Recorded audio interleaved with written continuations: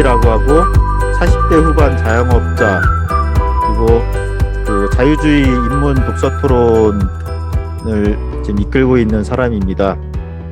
예, 반갑습니다. 또 인사하시죠. 턱 기대고 있는 사진 나오신 분 간단히 자기소개하시죠.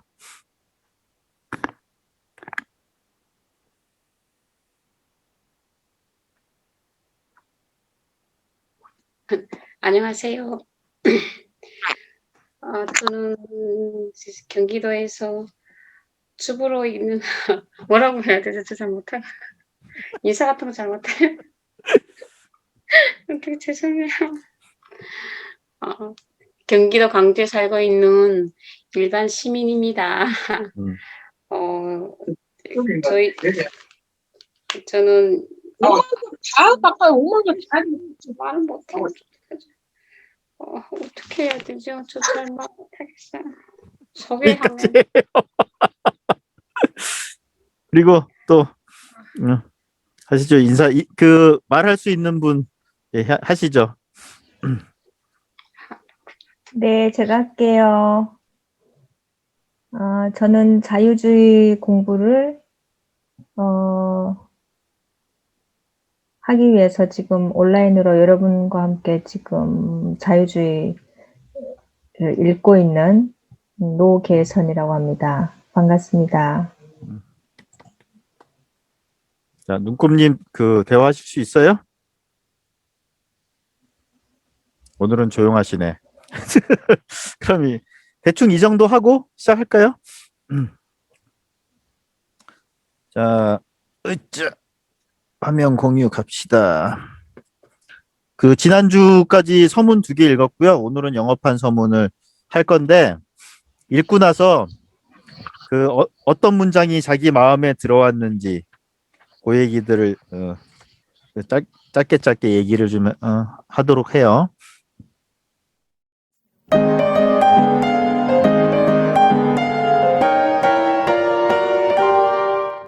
영업한 서문. 계몽주의의 영향을 받아 형성된 새로운 사회 질서 속에서는 보통 사람이 지거의 지위를 지닌다. 이 평상인은 소비자로서 한 사회 내에서 어떤 재화를 얼마나, 어떤 품질로 누구에 의해서 어떻게, 그리고 누구를 위해서 생산할 것인가를 결정할 권리를 지니게 되었으며 동시에 투표권자로서 조국이 추구해 나아갈 정책 방향을 결정하는 주권자가 되었다. 이에 반하여 자본주의가 성립되기 이전의 사회에서는 자신보다 허약한 동료를 무력으로 복종시킬 수 있는 자가 최고의 권한을 지니고 있었다. 많은 사람들이 조롱에 맞지 않는 자유시장의 기구는 부의 획득을 가능하게 하는 방법으로서 가장 좋은 물건을 가장 싸게 공급함으로써 소비자에게 봉사하는 것만을 유일하게 허용하고 있다. 국사를 처리하는 데 있어서 이와 같은 시장의 민주주의에 해당하는 것이 바로 대의정치 제도이다. 역사적으로 볼 때 나폴레옹 전쟁에서 시작하여 제1차 세계대전이 일어나기까지의 기간이 위대했던 것은 이 시기에 가장 뛰어난 사람들이 그 실현을 위해서 부단히 애썼던 사회적 이상이 바로 자유로운 국가들로 구성된 평화로운 세계에서 이루어지는 자유무역의 창달이었다는데 그 이유가 있다. 이 시기는 매우 빠른 속도로 그 수가 증가하고 있던 인류의 생활 수준이 전례 없이 크게 향상된 기간이다. 바로 자유주의의 시대였다. 오늘날 19세기 자유주의 철학의 이러한 가르침은 거의 다 잊혀졌다. 유럽 대륙에서는 이제 오직 소수만이 그것을 기억하고 있을 뿐이다. 영국에서는 자유주의적이란 말이 사유주의자들이 내세우는 전체주의와 미세한 부분에서만 차이가 나는 일련의 계획들을 나타내는 것으로 쓰이고 있다. 미국에서는 오늘날 자유주의적이라는 말이 모든 측면에서 자유주의가 전 세계인들에 대하여 의미하던 바와는 정면으로 대립되는 이념과 정강을 의미한다. 미국의 제멋대로 된 자유주의자는 전능한 정부의 수립을 목표로 하며 자유기업을 강력하게 반대하고 당국에 의한 전면적인 계획, 즉 사회주의를 표방하고 있다. 이들 자유주의자들은 그들이 러시아 독재자들의 정책을 비판하는 이유가 사회주의적이거나 공산주의적이기 때문이 아니라 단지 제국주의적이기 때문이라는 것을 강조하려 애쓴다. 평균치보다 더 많은 재산을 가진 사람에게서 재산을 빼앗거나 사유재산권을 제한하는 조치들은 모두 자유주의적이며 진보적인 것으로 여겨진다. 또한 그 의사결정에 대하여 사법부의 감시를 받지 않는 정부기구들에게 거의 무제한의 권한이 주어져 있다. 행정적인 횡포로 치닫고 있는 이러한 경향을 감히 비판하는 소수의 사람들은 극단주의자, 반동주의자, 경제적 왕당파 또는 파시스트로 낙인 찍힌다. 뿐만 아니라 자유국가에서는 그와 같은 공적의 정치적 행동이 허용돼서는 안 된다고 주장하고 있다.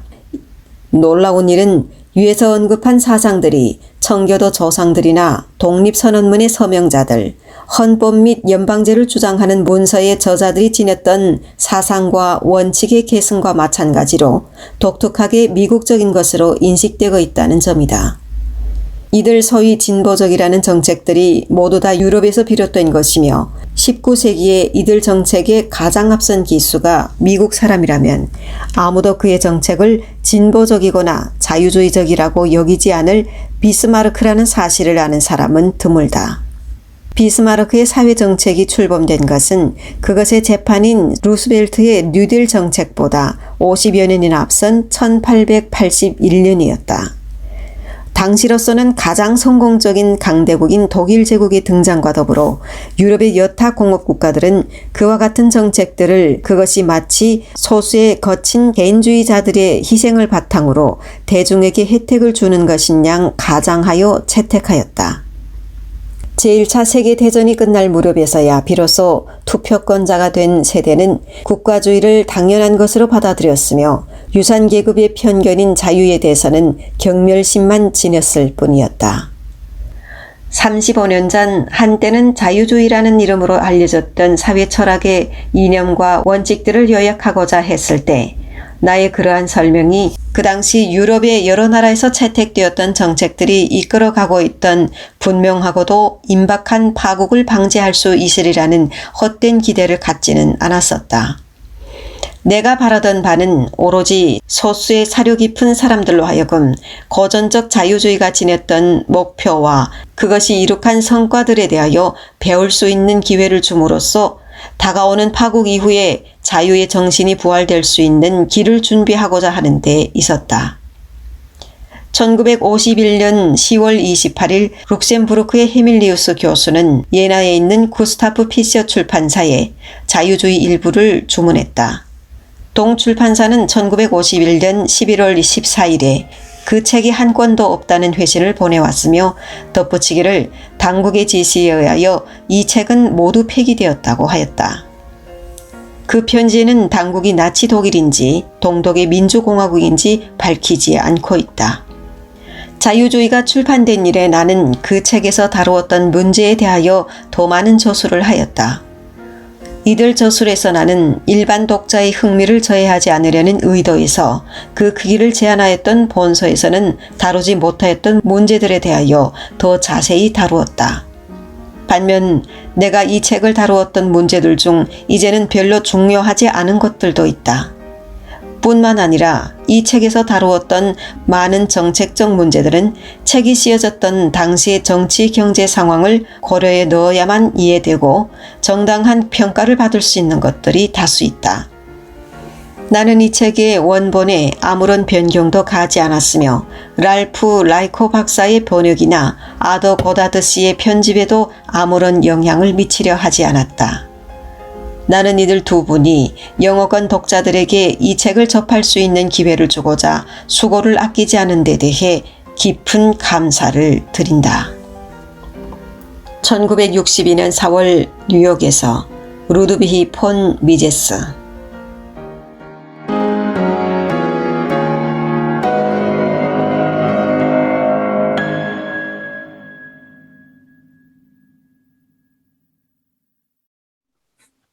대선 씨 혹시 기억나요? 예전에 미제스 책 우리 잠깐 읽었던 거?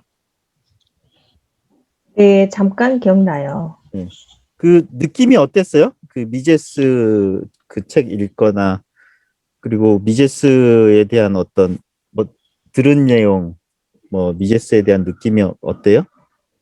미제스의 글은 하이에크의 글보다는 조금 쉬운 것 같아요. 표현하는 방법이 조금 더 이해하기 좀 쉬운 것 같아요. 제 개인적인 느낌은 그래요. 좀 선명하죠, 이 사람 글은. 네. 그래서 지난주에 강영 씨가 아주 적절한 표현을 했는데 이 수학자 같다는 얘기를 하더라고요. 되게 그 일관성이 있고 그냥 너무 굉장히 선명해요. 그래서 그 하이에크 책 읽을 때 하고 미제스 책 읽을 때 하고 느낌이 좀 많이 다를 텐데 미제스는 굉장히 이성을 중시해요. 그래서 자유에 대한 것도 사실은 우리 본성이 굉장히 내재돼 있는 안 좋은 본능 같은 것들을 우리 이성적으로 잘 생각하고 설득해서 자유의 방법을 택해야 된다라는 식으로 얘기를 좀 하는 편이고요. 이제 하이에크는 이제 거기서 조금 더 나아가서 이성에 너무 의존하면 안 된다. 그래서 이성을 너무 맹신하는 것은 그 전체 사회의 흐름의 맥락 같은 거 그리고 언어적으로 표현되지 못하는 어떤 전통의 문제 이런 것들을 고려하지 못한다 이런 정도까지만 얘기가 좀 진행되는 편이고요.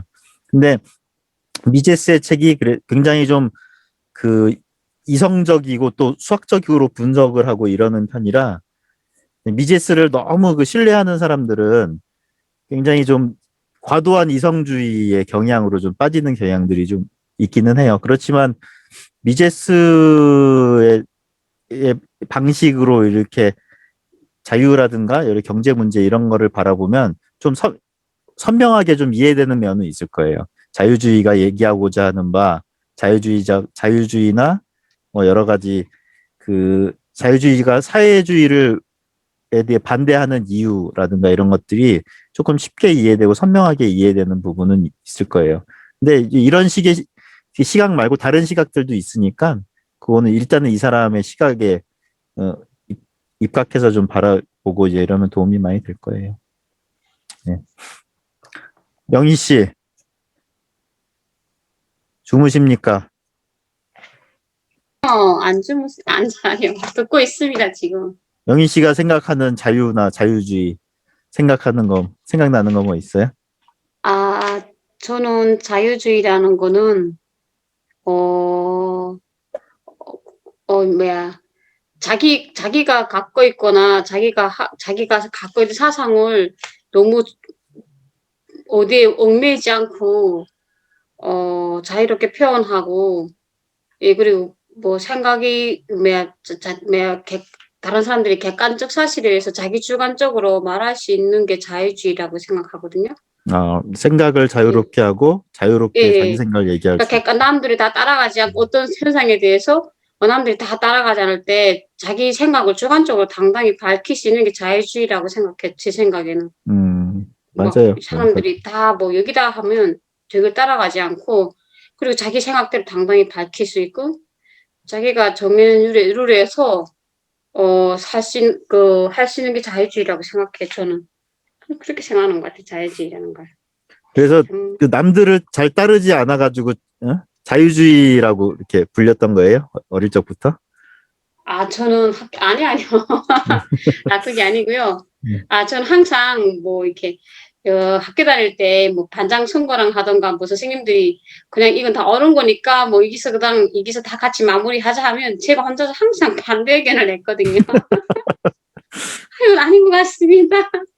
그러니까 아니 다 얘가 맞다는 다 일치된 의견을 네가 왜 깨고 있는가 막 그러는 거예요. 선생님들이 자기 생각대로 뭐 임원들 선출하고 그러는 거 있잖아요. 그러면 선생님들이 마지막에 그냥 또 그래도 혹시나 해서 어떻게 다르게 생각하는 사람 있는 사람이 있습니까 하면 요식행위로 예, 제가 혼자서 소원 드는 거예요.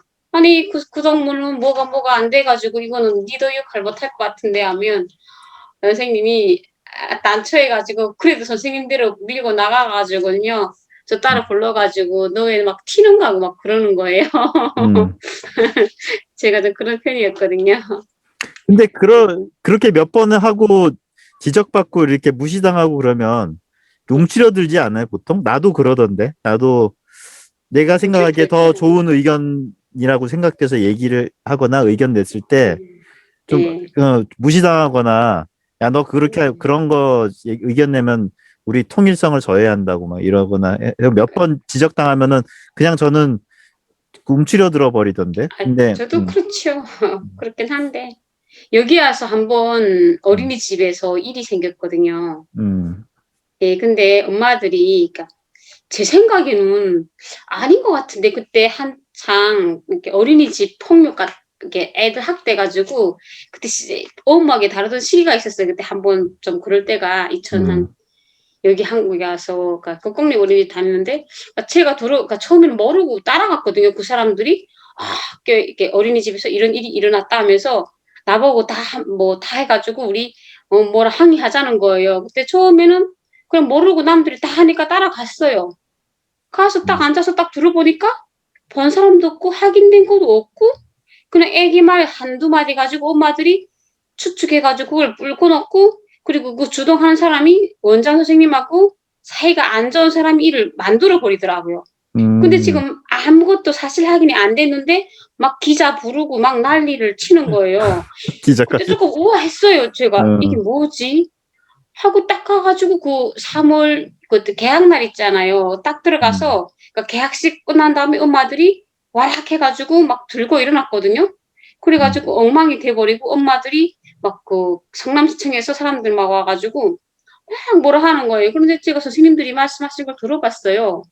근데 지금 하나도 확인된 것도 없고 그 폭력 사실이 확인된 게 없는데 지금 이 원장 활동 때문에 이게 이 학교 운영하는 이 유치원 운영하는 그 학부형이 그 원장을 이렇게 하려고 주동문제 돼가지고 우리한테 몽땅 다 우겨를 만들어가지고 일을 만들어 놓는 거예요. 학대라고 막.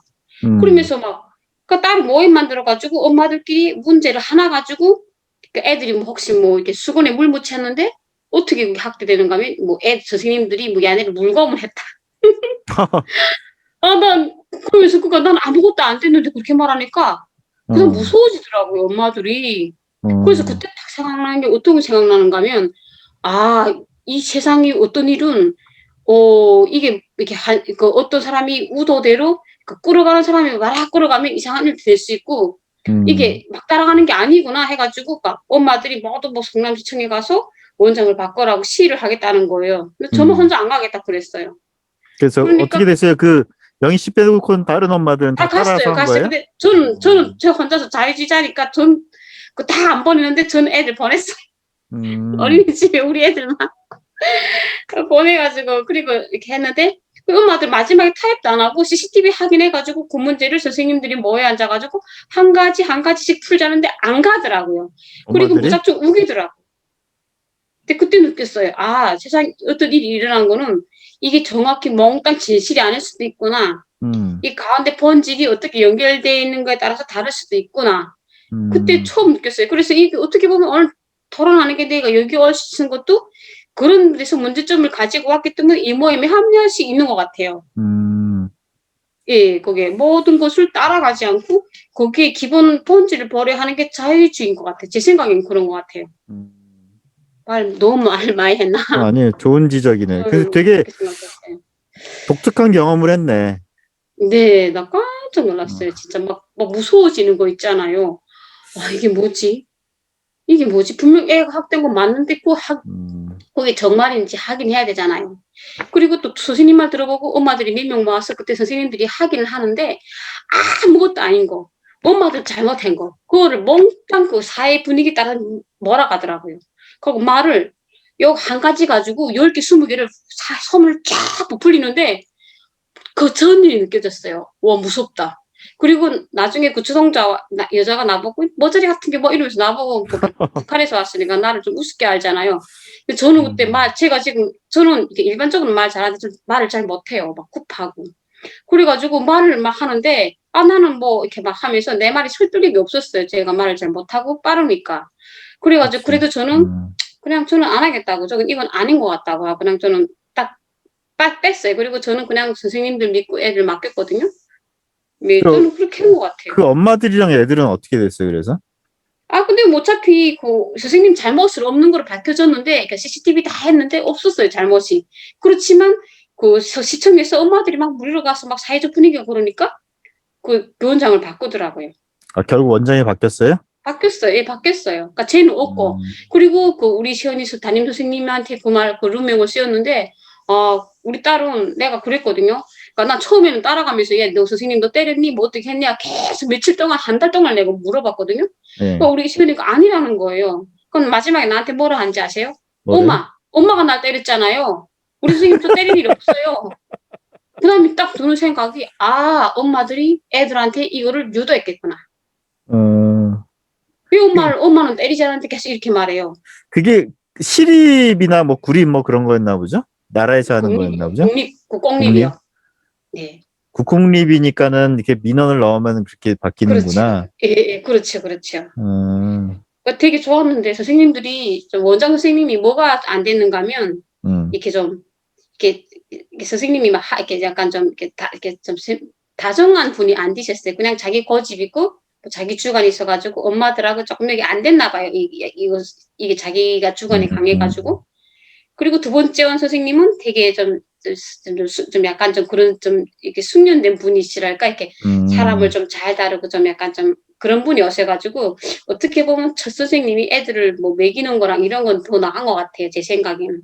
그렇죠. 아무래도 사람의 에너지라는 게 한계가 있기 때문에 네. 그런 거에 신경 쓰고 그런 거에 에너지 쏟는 사람은 다른 거에 소홀해질 수밖에 없어요.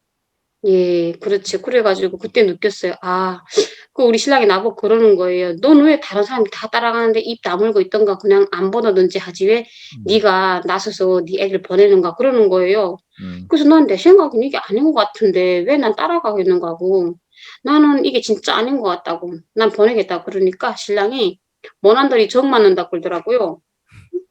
뭐 정 맞아도 뭐 아닌 건 아닌 거라고 생각했죠. 이게. 북한에서의 그 사회 분위기, 그 전체주의 분위기하고 우리나라에서 겪은 그 전체주의 분위기였잖아요. 집단주의 분위기였잖아요. 예. 우리나라에서 겪은 집단주의 분위기하고 차이점이 뭐인 것 같아요? 겪어보니까. 북한에서는 전체적인 분위기라는 게 어, 그냥 권력을 가진 사람들이 그냥 내려누르는데 무조건 따라가요. 그러니까 어떻게 보면 여기는 여러 가지 생각을 가진 사람들이 어떤 뭐 이제 집단을 이뤄가지고 자기 몫을 각각에 내요. 각각에 내가지고 어떤 걸 분위기를 주도해서 만들어가면 북한이라는 나라는 가진 놈들, 권력을 가진 사람들이 그냥 다 한 목소리에서 움직여야 돼 거기서. 그래서 그 틀에서 벗어나거나 저 같은 사람들은 약간 좀 왕따죠. 왕따식 항상 왕따였어요. 저는 어디서나 왕따. 그러니까 저희는 우리 어머니가 선생님을 거의 30년 하셨거든요. 그러니까 나름대로 여기 말하면 거의 공무원 집안이었는데도 저는 그런 게 되게 싫었어요. 그런 거를. 그래서 항상 저만 학교도 안 가고 하여튼 좀 나쁜 짓은 안 했는데 학교 안 가고 공부하기 싫어하고 막 그런 건 했는데 학교는 거의 그런 식인 것 같아요. 그러니까 권력자들이 한 목소리를 내면 거기서 다 따라가서 그냥 둥둥둥둥 따라가는 느낌? 근데 여기는 자기 각자의 생각을 가진 사람들이 집단을 만들어가지고, 뭐 여당, 야당을 불러가지고 그 분위기에 따라가는 느낌? 뭐 이런 느낌이 들었어요. 그 자기 생각을 가지고 있는 생각 아니고 사람들이 어떤 분류나 이런 조직이 안 들어가면 불안해하는 것 같아요. 여기는 거기 안 끼우면, 예. 저는 그러니까 제가 느끼기에 그 인간이 어떤 군중심리라는 거 그리고 어떤 그 목소리 큰 사람한테 좀 압도되면서 끌려가고 맞아요. 예. 또 주변 여러 사람이 그렇다고 하면 같이 끌려가게 되는 이런 경향은 모든 사람한테 있는 것 같아요.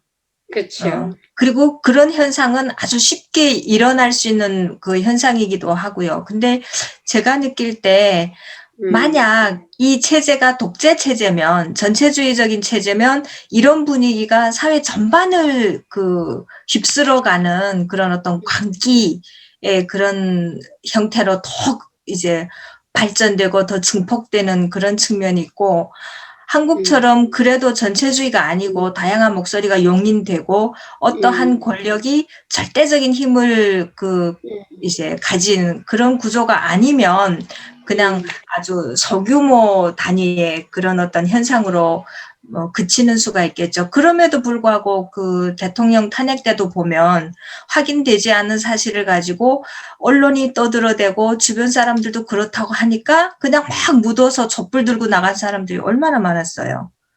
그렇죠. 그러니까 이거는 예를 들어 방금 얘기한 것도 어린이집에서의 어떤 그런 폭행, 어린 아이들에 대한 학대 이런 현상들이 물론 있을 수 있죠. 인간 사회니까 있을 수 있는데 만약 이게 전체주의 사회에서 이런 현상이 일어났다. 그리고 정부 차원에서 그런 교사들은 예를 들어 심각하게 얘기하면 좀 타도해야 된다.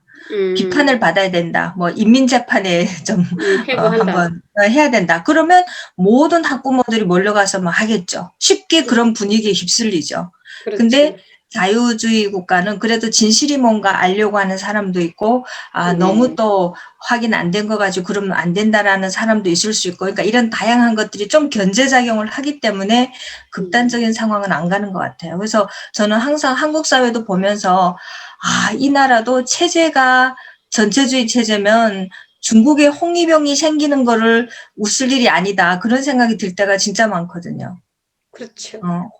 한국 사람들은 중국에서 어떻게 문화대 혁명이라는 게 일어나고 홍위병들이 그렇게 설치면서 자기 스승을 끌어내리고 구타를 하고 심지어 때려 죽이고 그런 일이 어떻게 일어나지? 참 미개한 중국인 이렇게 얘기를 하지만 제가 볼 때는 그거는 어느 사회든지 있을 수 있는 거예요. 전체주의 체제.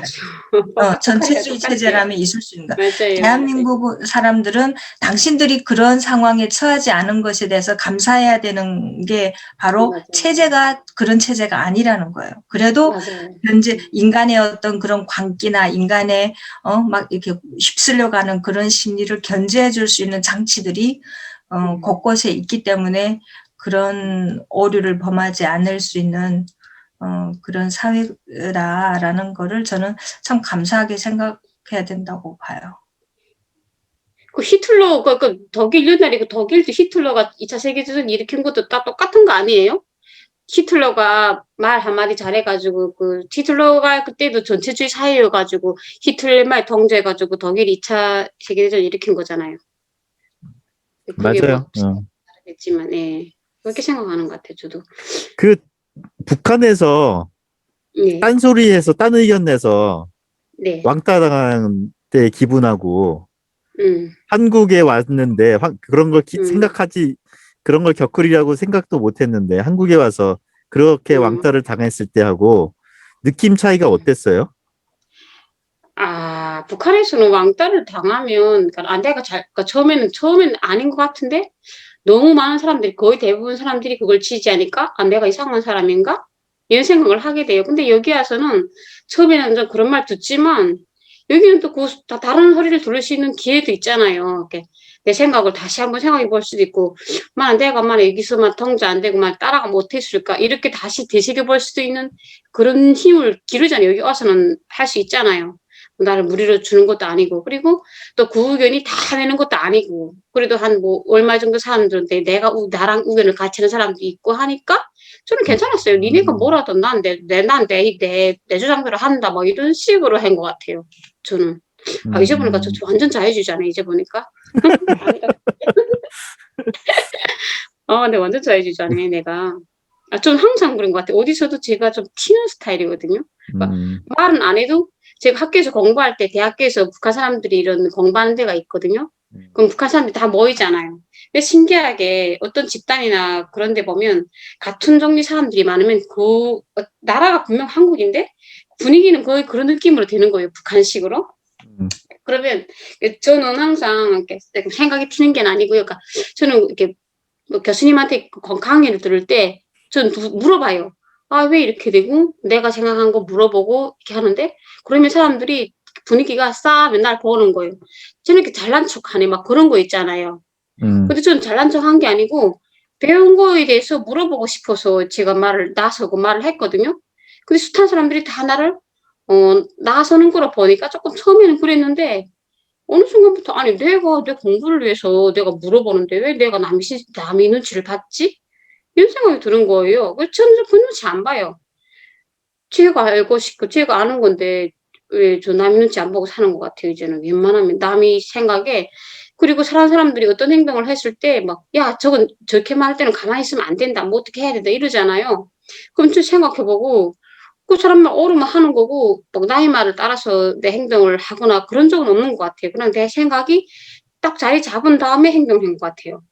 무시하든 뭐 가서 다투든 따지든 해도 "야 남도 야 니 그렇게 너 그렇게 무시하는데 너 가만히 있으면 너 바보 아니야?" 저 그런 거 안 따라가요 저는. 그냥 남들이 생각에 나를 맡기고 싶지 않아요. 왜 남의 시선에 자기를 맡겨 가지고 거기에 마음을 흔들려 가지고 자기를 괴롭히는 거 있잖아요. 저 그거 싫어요. 저 성격이 그런 것 같아요. 그리고 좀 강한 편이네. 그리고 또 저는 예. 저 애적 강해요 좀. 저 둘째로 태어나 가지고 되게 독립적이고요. 예 저는 제 주관이 되게 강한 사람이에요. 엄청 강한 사람 같아요. 그러니까 어디에 소속되지 못하고 아까 얘기한 게 굉장히 정확한 표현이란 느낌이 드는 게 우리 탄핵 사태 때도 그렇고 소속감이라는 것이 주는 거에 굉장히 좀 도취됐거든요. 우리 사회가 변화가 시작된 게 전체주의적인 어떤 추세의 변화가 시작된 게 저는 2002년이라고 봐요. 2002년 월드컵 때 사람들이 같이 자발적으로 응원을 하고 자발적으로 뭔가 함께 도취돼서 이렇게 집단의 의식의 즐거움 같은 거를 그때 굉장히 집단적인 어떤 경험에 굉장히 크게 했거든요. 예. 그때 이후로 사람들이 집단적으로 무언가를 하는 것에 많이 도취되는 경향들이 생겼어요. 뭐 야구장에서의 응원도 굉장히 집단적으로 구호를 자발적으로 만들어서 그러니까 통일된 어떤 그런 응원 문화가 생기기도 하고 어디에서나 단체로 이렇게 목소리를 내서 무언가를 만들어가는 그런 사람들이 짜릿함 같은 거를 느끼게 된 것 같아요. 그때부터. 그래서 근데 이제 문제는 뭐냐면 이제 나중에는 급기야는 어떻게 가냐면은 집단에 속하지 않으면 굉장히 좀 스스로가 좀 이렇게 내가 잘못된 건가 내지는 이렇게 문제가 있는 것처럼 느껴지는 분위기가 되고 실제로 거기에 다른 의견을 내는 사람을 신상을 파악해서 막 괴롭히고 이런 일들이 이제 막 비일비재하기 시작하게 됐어요. 나중에는 내가 많이 느꼈던 게 특히 인터넷 동호회 같은 데서도 정치적인 얘기 같은 거가 나오기 시작하면서 거기에 다른 의견을 내면 그 사람을 따돌림하고 막 댓글 같은 걸로 막 그 사람을 깔아뭉개고 이런 식의 문화들이 생기더니 급기야는 어린이집 그 경우처럼 집단 행동할 때 거기 끼지 않는 사람은 대놓고 막 그 사람을 깔아뭉개고 곤보기로 어떻게 창피를 주고 이런 문화가 비일비재해지기 시작했거든요.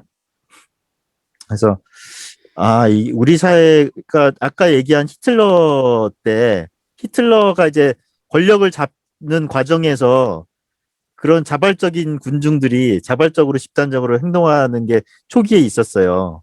그러다 나중에는 북한처럼 된 거예요. 국가가 정하고 이제 나중에는 딴소리 하는 사람은 따돌리고 이런 식으로 가는 거죠. 그게 히틀러의 시대를 얘기하자면 히틀러 초기 시대가 우리나 중국의 홍위병들 자발적인 어떤 문화운동의 시대면 그 뒷부분은 히틀러가 이제 전쟁 이끌고 한참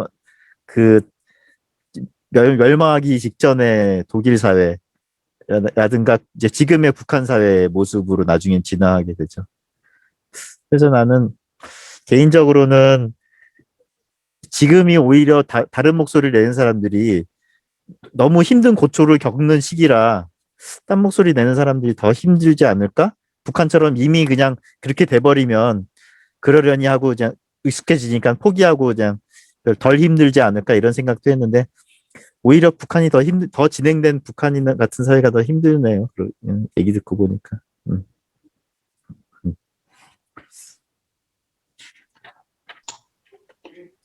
개선 씨 그 영업한 서문 보면서 뭐 하고 싶은 얘기나 문장 중에 눈에 들어온 문장이 있었어요? 익숙한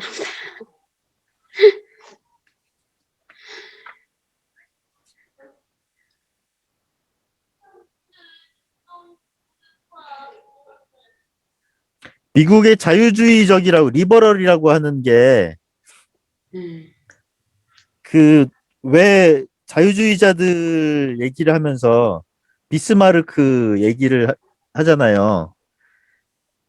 미국의 자유주의 지금 리버럴이라고 하는 미국 그 리버럴들이 비스마르크 때처럼 독일 사회정책으로 복지정책도 실시하고 국가가 복지정책이나 사회정책을 실시하는 그런 독일 비스마르크 정책을 이제 실시해야 된다고 생각하는 국가주의, 이 국가에서 복지를 진행해야 된다는 그런 사상을 가진 사람들이에요. 그래서 미국이 자유주의라는 말이 사용되게 된 게 이 책이 1927년에 쓰여졌다 그랬잖아요.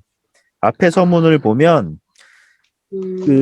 이 책이 쓰여지던 1927년에는 자유주의의 의미가 그런 그 사회주의를 의미하는 게 아니고 우리가 지금 얘기하는 고전적 자유주의, 개인의 자유를 중시하는 자유주의의 의미였어요. 1927년 때까지만 해도. 근데 그 이후에 미국에서 사회주의 정책을 추구하는 사람들을 자유주의자라고 부르게 된 게, 리버럴이라고 부르게 된 게 2차 대전을 겪으면서 그렇게 바뀐 거거든요.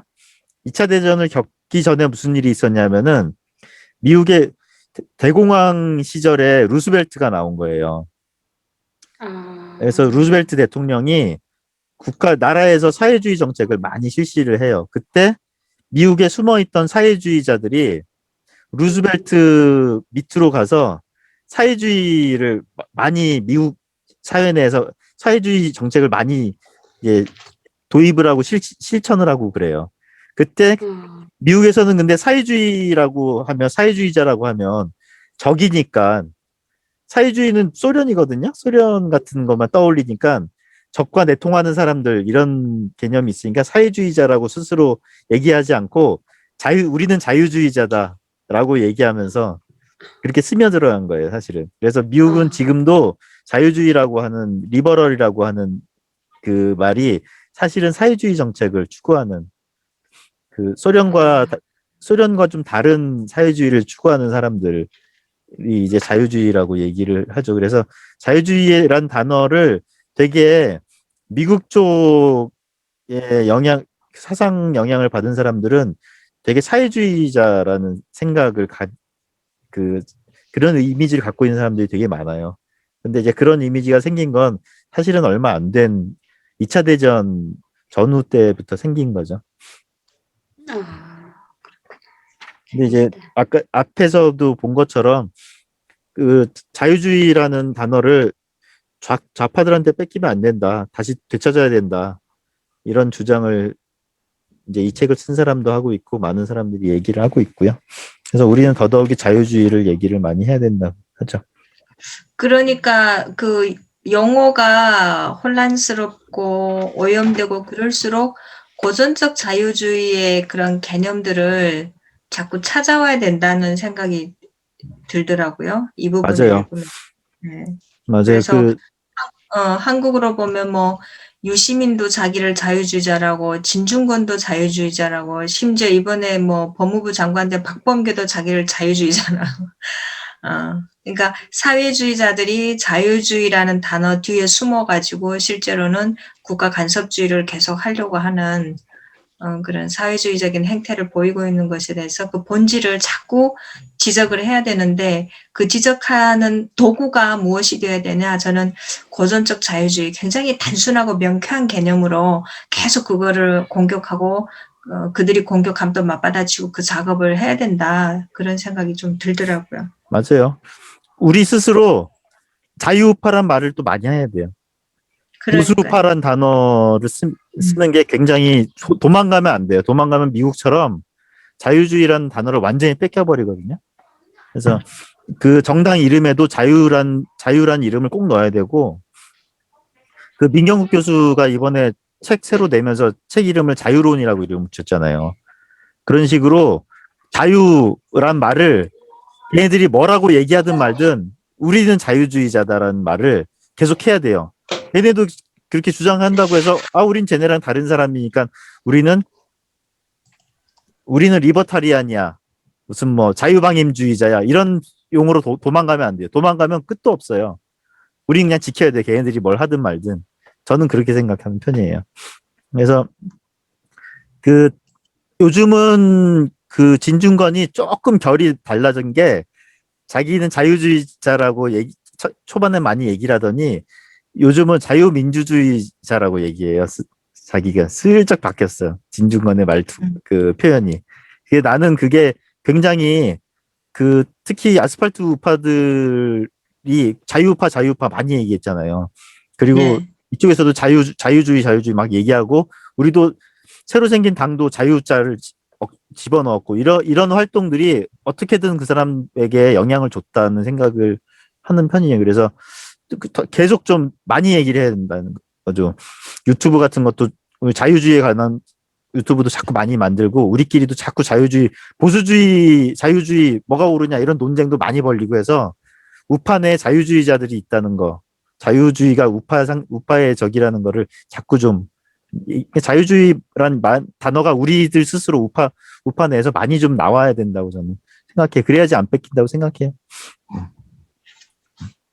저는 그 지난 시간에 여러분이 읽은 부분인데 저는 혼자서 읽어봤었던 건데 이 부분이 조금 인상적이었어요. 이분이 아마 역자가 쓴 건데 13쪽에 보면 맨 위에 사회 구성원 중 보다 많은 사람들이 자유주의 이념에 대하여 공감하고 그러한 이상이 실현되는 사회 건설이 필요함을 인식하게 될 때 비로소 자유롭고 평화로운 사회 건설이 가능할 것이다. 이게 저희가 자유주의 공부하는 또 목적이기도 하고요. 그래서 맞아요. 더 많은 사람들이 자유주의란 무엇인가 우리가 뭐 늘 그냥 습관처럼 얘기하는 자유 하지만 과연 그 자유란 단어에 어떤 개념들이 포함되어 있는지 더 많고 깊고 뭐 그런 것들을 다 알 수는 없겠지만 아주 간단한 거 어떤 기본적인 개념이 필요한가 여기에서 저는 그래서 이제 오늘 읽었던 부분에 21쪽에 보면 그 평상인들은 소비자로서의 하나의 개념, 그 다음에 또 사회적인 그런 측면에서 볼 때는 주권자, 투표를 하는 주권자로서의 개념. 그래서 이 두 가지만 분명하게 생각하고 어떤 그 자기의 행동을 판단하고 선택할 때 기준을 잡으면 그런 사람이 자유주의자가 아닐까 그런 생각이 들어요. 그래서 뭐 물건을 살 때도 투표를 할 때도 우리는 항상 소비자다. 우리 스스로의 주관적 의지를 가지고 선택해 나가는 그런 자유의지의 그런 개인적인 존재라는 그런 것들을 각인하고 절대 뭐 무리지어 다니는 것에 재미를 느끼고 그게 아니라 그런 생각이 좀 들어요. 말씀하신 그 밑에 이런 얘기도 나오네요. 자본주의가 성립되기 이전의 사회에서는 자신보다 허약한 동료를 무력으로 복종시킬 수 있는 자가 최고의 권한을 지니고 있었다. 그렇죠. 아까 명희 씨 그 어린이집 사건을 보면 자본주의가 후퇴한 그 옛날 상황으로 돌아간 모습을 목격하는 느낌이 좀 드네요. 그렇죠. 그러니까 인간 사회는 항상 이런 어떤 함정이 있는 것 같아요. 인간의 본성이 그렇기 때문에. 그래서 미제스가 얘기하는 이성을 발동해서 인간의 이성을 이제 발동해서 조금 더 이제 감각적이고 감성적이고 뭐 이런 즉흥적이고 기분에 따라서 하는 그런 판단이 아니라 좀 이성을 발동을 해서 냉정하게 현실을 보면서 진실을 찾아가면서 이렇게 판단하는 그런 훈련이 잘 되어진 그런 인간들이 많아져야지 그런 사회는 건강한 사회고 또 부를 창조하고 어떤 그런 것들을 유지해 나가는 그런 성숙한 사회가 될 수 있다. 그런 얘기들을 하는 것 같아요. 그래서 자본주의가 성립되기 이전 사회 모습이 우리 주변에 늘 존재할 수 있다는 거죠. 맞아요. 그러면 사회가 후퇴하기도 하고, 지금 요즘 한국 사회가 저는 굉장히 많이 후퇴한다고 봐요. 지금 뭐, 법을 만드는 사람들조차도 지금, 법에 따라서 선출된 사람인지도 모르겠고, 지금 180석이라는 그런 어떤 힘을 가지고, 말도 안 되는 이상한 법, 공산국가에서나 있을 법한 법을 마구잡이로 막 만들어내고, 뚝딱뚝딱 만들어내고, 그런 걸 보면, 아, 이 나라가 이렇게 몇 년 동안에 불과 이렇게 후퇴할 수 있구나라는 거를 저는 느끼는데 많은 국민들이 그거를 저만큼 걱정스러워하고 우려스러워 할까 하는 생각이 들면 또 모르겠어요. 또 뭐 그냥 별 관심 없이 사는 사람도 있고 그런 것 같아요. 집단주의에 도취된 사람들은 우리 사회가 지금 진보하고 있다고 생각할 거예요, 아마. 그러니까 이재명 같은 사람들이 환호를 받는 거고 돈을 퍼주겠다고 하는 것에 막 박수를 보내고 기본소득 좋아하고 자기 앞이 급하게 안 보이니까. 그러니까 전번에 그때 언제던가. 아니, 처음에 저는 그런 거 하나도 없거든요. 정책 색깔 같은 거 성향이 없는데. 그때 최저임금인가? 예, 최저임금 높이는 거, 그때 처음에는, 되게 좋은 거네. 막, 이렇게 생각했거든요. 그러니까, 저는 제 생각에는 그때 최저임금 높이면 되게 좋은 거 아니야? 이렇게 생각하고 그냥 생각 없이 살았는데, 어느 순간, 최저임금 높이는 거에 대해서 그 폐해 같은 거를 딱 느끼면서, 그다음부터 약간 의문을 갖기 시작했어요. 최저임금 높이면 모든 사람들이 다 이렇게 하는데, 이거 좋은 거 아닌가? 이렇게 생각했는데, 어떻게 보니까 그게 아닌 거예요. 모두 그냥 무작정 최저임금을 높여가면, 우리나라에서 우리 중소기업 같은 거, 이렇게, 중산층이죠. 아니면 중소기업. 그런 기업들이 어떻게 보면 다 죽는 거예요. 아무 능력도 없고 그런 사람들이 그냥 기본 일만 해가지고 대충 일해도 최소임금을 받을 수 있잖아요. 그러면 어느 정도 경력이라든가 이렇게 더 하는 사람들한테는 그게 더 되는 것도 아니고, 그냥 어떻게 뭐 대충 그냥 뭐 일했다는 것만 있으면 그냥 다 구임금 받고. 그렇게 보니까 우리나라에 또 외국인 노동자들도 그렇고 하긴 하지만 일반 사람들이 이게 기업을 운영하는 기업인으로서는 어떻게 보면 그게 되게 아닌 것 같기도 하더라고요. 제가 그래서 내가 물어봤거든요. 아니 처음에는 최저임금 높이는 게 되게 좋다고 생각했는데 어떻게 이런 문제점이 있네 하니까 우리 언니하고 물어보니까 우리 언니가 그 말 하더라고요. 그래 이게 다 좋은 건 아니고 기업인들은 또 그렇게 생각하고 뭐 또 그러니까 일반 사람들이 다 아까 말한 지금 같은 거 비슷한 것들 평준화되는 상황 있잖아요. 그러면 괜히 우욕도 상실시키고 다 무기력하게 되고. 그래서 세트민들도 이렇게 보면 여기 와서 북한에서는 그냥 진짜 진짜 힘들게 악착스럽게 살았는데 저도 처음에는 뭐 그냥 저는 처음엔 직장 생활 했거든요. 오자마자 직장 생활 해가지고 또 나름대로 또 괜찮게 뭐 열심히 했는데 뭐 처음에 너무 저는 북한에 직행을 얻어나니까 갈등도 있고 해가지고 한 1년 다니다가 첫 직장을 그만뒀어요. 그냥 그래 뭐 이렇게 수고비 받으면서 뭐 이렇게 그냥 이렇게 살지 뭐 이렇게 살았는데 그게 그렇게 생각했는데 어느 순간 이게 사람이 이렇게 변화를 이렇게 저는 좀 변화에 좀 다른 사람마다 빠른 편이거든요. 민감하게 받아들이고 지금 상황보다 조금 더 좀 항상 지금 상황과 다른 상황을 더 가려는 그런 좀 경향이 좀 많은 사람이거든요. 그럼 보니까 어느 순간부터 그냥 국가에서 주는 걸로 그냥 다 평준화되니까 내가 이렇게 하면 앞으로 난 항상 그냥 이 사회에서 부양받는 사람? 난 아무것도 없고 나는 내 새끼도 똑같은 이런 삶을 살겠구나. 이런 생각이 드는 거예요. 내가 이 생각 바꾸지 않으면. 그래가지고, 아, 내가 이렇게 하면 안 되겠구나. 그래가지고 제가 이렇게 경제에 관심이 생기고, 머리를 막 튀우면서 책도 읽으면서 내 머리가 터지면서 들은 생각이, 그러니까 어떻게 보면 그게 또 집단주의잖아요. 그러니까 집단주의인 게 아니라 개인주의죠. 개인주의인 것 같아요. 그러면서 내가 이제 이렇게 그런데 매하지 말고 내 스스로가 창의적으로 생각하고 내 스스로가 다른 사람에 의해서 결정되는 삶을 사는 게 아니고 내가 힘들고 어렵더라도 내 생각으로 내 삶을 창조해보고 물컵 여기 있어요, 장난치고. 없어. 아, 그쵸? 그 삶을 살아야 되겠다 이렇게 생각하고 저때 공부도 많이 하고 어떻게 하면 제가 다른 사람과 똑같은 상황이 아니고 내 스스로가 발전하는 삶을 만들어서 내 자식도 그냥 나처럼 그냥 항상 한 자리에 머무르지 않고 거인물이 되지 않고 항상 흐르는 물이 되었으면 좋겠다는 생각으로 좀 제가 지금 살고 있거든요. 지금 그런 생각 바뀌었어요, 생각이 사실은. 그러니까 제가 그냥 저희 개인적인 어떤 경험에서 이제 든 생각인데 그게 뭐냐면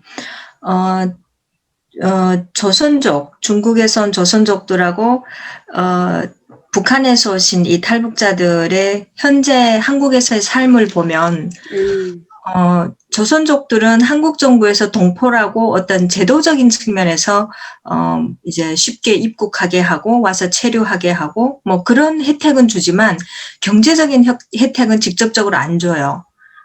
경제적인 혜택을 직접적으로 주는 부분은 없어요. 예를 들어 정착금을 준다든지 예를 들어 거주의 어떤 그런 환경을 마련해 준다든지 이런 건 전혀 없거든요.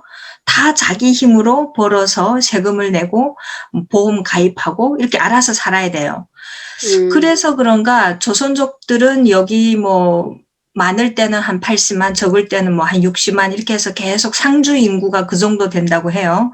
근데 이 사람들은 자기들 스스로가 돈을 벌어가지고 중국에 입금도 하고 한국에서 생활하고 집도 사고 차도 사고 이렇게 살아요. 그래서 한국에 와 있는 조선족들은 그 직업이 어떻던가를 떠나서 일을 안 하고 있는 사람은 제가 볼 때는 10% 미만일 것 같아요. 아주 고령이어서 더 이상 일을 할 수 없게 된 상황 내지는 자녀들을 따라서 와서 자녀들의 아이를 봐주는 뭐 그런 정도의 상황이지 대부분은 일을 해요. 근데 제가 탈북자 단체에서 잠깐 일을 해본 그 경험으로 보면 탈북자들은 취직하는 비율이 20-30% 정도밖에 안 된다고 하더라고요. 세금을 내고 취직해서 일하는 그 비율이. 그러면 대부분의 분들은 뭐 하냐? 최저생활비를 받아요. 정부로부터.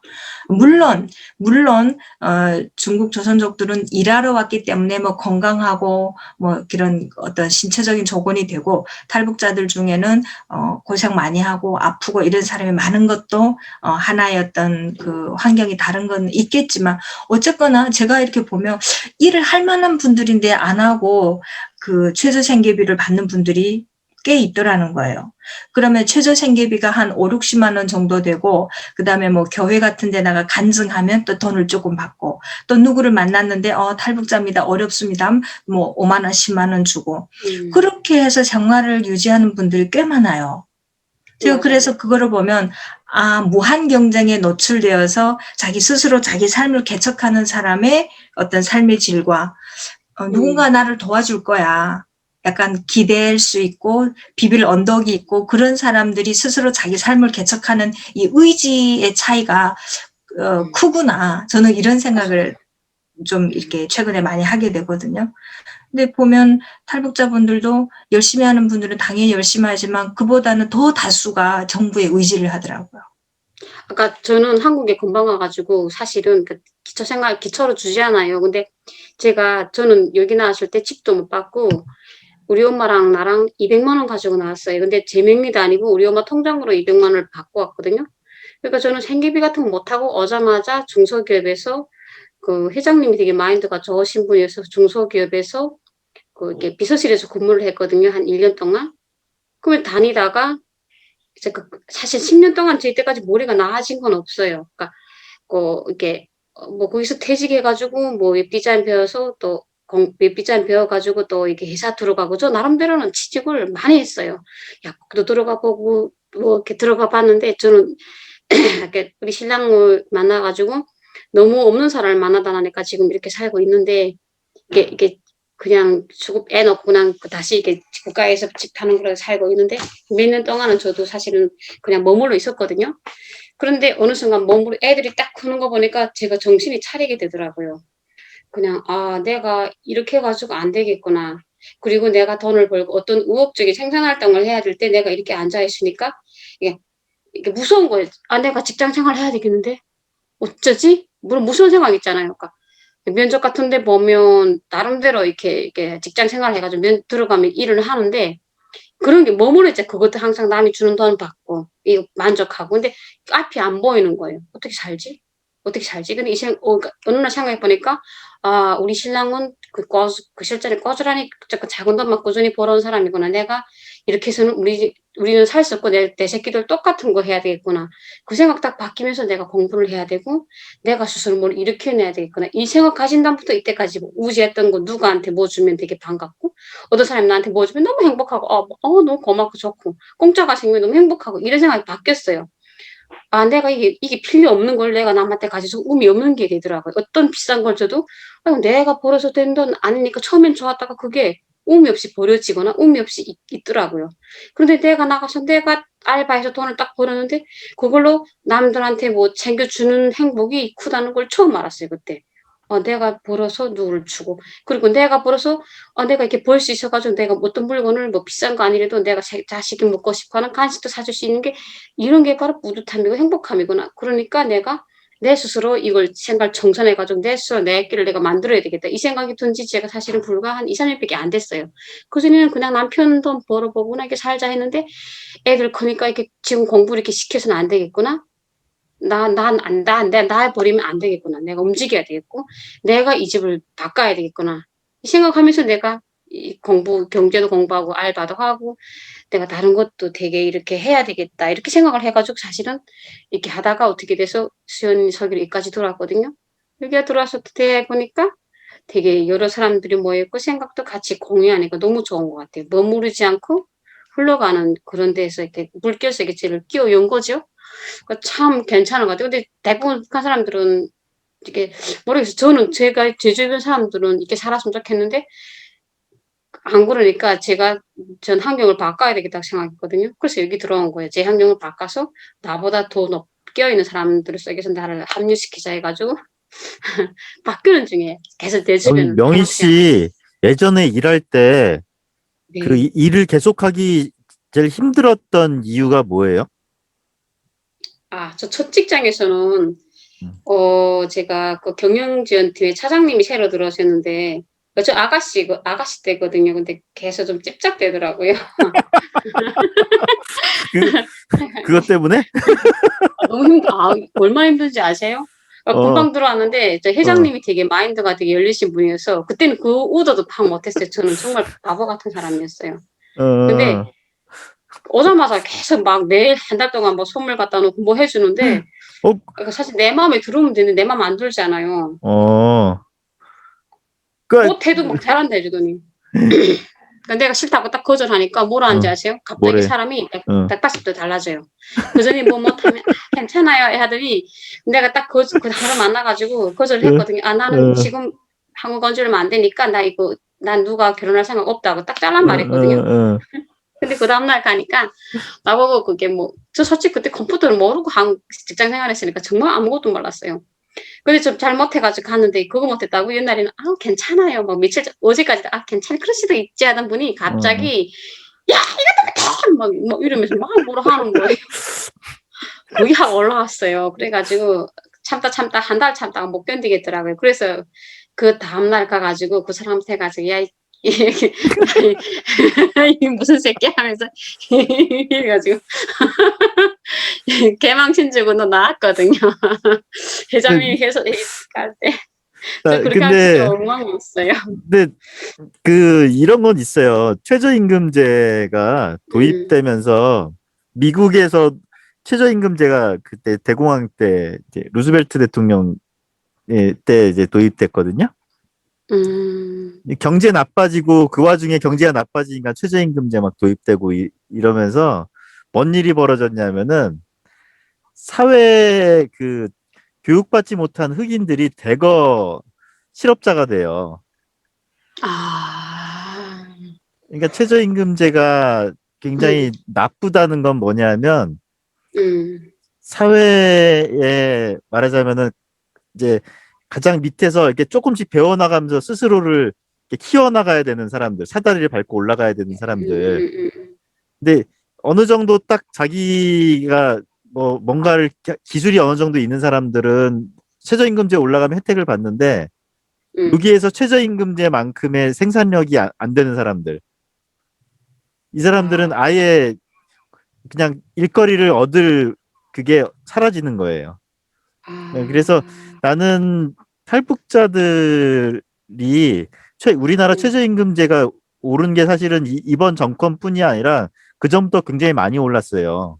그래서 최저임금제가 부담이 크게 될 정도로 오른 게 지금 한 6, 7년? 한 8년 그쯤 된 것 같은데 그때 그즈음부터 아마 탈북자들이 굉장히 많이 영향을 크게 받았겠다. 일거리를 잡기도 힘들 뿐더러 일을 유지하기도 힘들게 됐을 것이라는 생각이 들었던 게 공사장도요. 이제는 최저임금이 올라가니까 생산력을 높이기 위해서 기계를 써요. 예전에는 그쵸. 기술 없는 사람도 나 학생 때는 대학생들 가가지고 기술 없어도 막 힘 써가지고 하면서 거기서 그러면서 이제 우리는 뭐 잠깐 그러고 말았지만 그렇게 시작해가지고 기술 배우면서 이제 차차 올라가는 사람들이 많았거든요. 근데 지금은 당장 가자마자 장비를 쓸 줄 알아야 돼. 거기 현장에 있는 장비. 사람 힘으로 안 해요. 그러니까 이게 문제가 되는. 그러니까 아예 장비를 다룰 정도의 수준이 되는 사람들이 왜냐하면 기초적인 그 저희 뭐야 그 기계에 대해를 좀 알고 컴퓨터를 알고 영어에 대한 것도 어느 정도 좀 알고 이런 사람들은 그게 되는데 그게 안 되는 사람들이 있잖아요. 우리 사회에서는 나는 탈북자들이라고 생각하니 세터민들이 그렇다고 세터민들이 우리나라에 와서 어느 정도의 컴퓨터만 해도 컴퓨터를 다룰 줄 알 정도가 되려면 한참 걸려요. 맞아요. 특히나 능력이 다 다르니까. 특히나 지금 동네 그 간호조무사 자격증들도 많이 따는데 조무사가 된다고 일을 그대로 하질 못해요. 왜냐하면 병원에서 하는 일이 생각보다 조무학원에서 배운 거 이상의 것들이 되게 많아요. 영어도 어느 정도 다룰 줄 해야 되고 컴퓨터도 다룰 줄 알아야 되고 근데 그것도 준비가 안 돼 있거든요. 왜냐하면 사회에 지금 우리나라 사회에서 언어도 달라가지고 그 말 알아먹는 것도 당장이 그 큰일인 사람들이기 때문에 그래서 저는 그래서 탈북자들이 좀 이렇게 주저앉아 있고 그 나는 모르겠어요. 최근 예전부터 그랬는지 아니면 최근 몇 년 그 최저임금이 많이 올라가서 그 회사에서 컴퓨터나 기술이 필요한 뭐 장비 같은 거 그런 것들을 이용하는 비율이 올라가서 그 다음부터 더 힘들어진 건지 모르겠지만 그 영향을 크게 받고 있겠다. 탈북자들도 그렇고 되게 아닌 말로 그 최저임금제가 올라갔는데 그 최저임금제가 올라갔어도 사람들의 수준은 준비된 사람들은 있어요. 항상 우리 병원 같은 경우에도 예전에 그 최저임금제 낮을 때보다 최저임금제 올라간 요즘은 더 능력이 많은 사람들을 구하기가 쉬워요. 그러니까 예전에 2명, 3명 쓰던 거를 능력 있는 사람의 컴퓨터 프로그램 장비 같은 거 써가지고 한 사람만 써도 되는 거예요, 지금은. 근데 문제는 그런 능력이 컴퓨터 능력이나 이런 게 없는 사람들 경우에는 갈 곳이 없어진 거죠. 그렇지. 그러니까 최저임금제가 제일 심각한 거는 중소기업이 망하는 게 심각한 게 아니고 네, 아닌 거예요? 저 그렇게 하라는데. 네, 중소기업이 망해서 심각한 게 아니고 그 싼 임금으로도 저 임금을 적게 받고도 아래에서부터 바닥에서부터 그 차차 배워나가면서 준비를 해가지고 쓰는 가정을 차차 할 수 배워나가면서 있으니까. 월급을 점점 올려가고 자기 능력을 키울 수 있는 왜냐하면 능력이라는 게 책 보고 공부해서만 키워지는 게 아니고 그렇지. 진짜 능력은 일하면서 일터에서 네. 키우는 거거든요. 근데 그렇죠. 지금 북한에 있다 오신 분들은 중국에 있다 오신 분들에 비해서 배울 게 너무 많아요. 맞아요. 예, 너무 이렇게 배워야 될 것이 굉장히 많은 거예요. 지금 당장 뭐 버스 타는 법부터 배워야 되고 한국말 알아듣는 법부터 배워야 되고 뭐 이런 식인 거니까. 그러니까 그 배우는데 들어가는 시간이 워낙에 기니까 그 긴 시간을 기다려줄 수 있는 제가 만큼의 필요해요. 되는 그런 정도의 수준의 기업들이 살아남지 못하는 거죠. 그러니까 중소기업이 망하는 중소기업들은 싼 임금을 쓰고 그 굉장히 생산력도 낮게 해서 그냥 그렇게 낮은 단계의 회사들인 거거든요. 그런 회사들은 임금을 좀 덜 주고라도 그 가르쳐 가면서 일하고 그리고 뭐 물건도 싸게 팔고 이래 가면서 이렇게 명맥을 유지할 수 있는 기업들이거든요. 그리고 또 그런 기업들이 그렇게 좀 커나가면서 점점 큰 회사가 되는 거고. 그러니까 이거는 일자리가 없어지는 게 바닥부터 시작해서 올라가야 되는 사람들의 일자리가 없어지는 게 그, 저기 아, 뭐야 단계를 끊어버린다는 말씀이시죠? 단계가 우리나라 사람들이. 단계가 올라가는 단계가 1단계에서부터 뭐 저희 뭐야 10단계까지 있으면은 아래 2, 3단계가 끊어져 버린 거예요. 그러니까 탈북자들이 그러니까 제일, 예. 3단계까지 올라가는데 제가 보기엔 탈북자들이 우리나라에서 적응하고 사회에서 어느 정도 익숙해지고 하려면은 컴퓨터도 좀 다루고 이럴 정도 하려면 글쎄 한 6, 7년 나는 한참 많이 걸린다고 난 느껴지거든요. 아까 쉽지 제가 않아요. 금방 왔을 때 저는 진짜 북한의 직행이거든요. 직행이거든요. 북한에서 그냥 거기서 일하다가 한국에 그냥 온 케이스였거든요. 저는 이게 컴퓨터라는 거는 고등학교 6학년 때, 초등학교 6학년 때 한두 번 봤어요. 백불뜨기 이렇게 뚝 나온 거. 그러니까 시꺼먼 파에다 뭐 흰색 뚝뚝뚝뚝 친 거. 한국 오니까 막 저기 한국 나왔을 때 이거 마트란 말도 무슨 소리인지 몰랐어요. 홈플러스도 무슨 소리인지 모르고 알아들을 수 있는 게 하나도 없어요. 북한에서 직행한 사람들은 좀 약간 시골에 있던 사람들은 그래서 컴퓨터를 몰라가지고 진짜 그 뭐지 한글 이렇게 책 사놓고 그 하나 글을 썼는데 이게 한글 파에다 글 하나 탁 썼는데 그 글이 없어졌어요. 글자를 몇 개 타다 쳤는데 그 글이 없어졌어요. 그래서 그거 하루 종일 찾았어요. 저 처음에 왔을 때. 그래요. 제가 컴퓨터 다룰 줄 모르는 나이 드신 분들도 한번 고용해 봤는데 그 1, 네. 2년으로 안 돼요. 한국에서 그 오래 사신 분들조차도 컴퓨터를 익히고 저 엑셀 같은 거 다루는 수준이 되려면은 1, 2년으로 절대 안 되더라고요. 그리고 이런 것도 있어요. 한국에 와서 그 코미디 프로 보면서 재밌게 웃기 시작한 게 몇 년 걸렸어요? 그거 저는 한 하는데. 4년, 3년, 4년?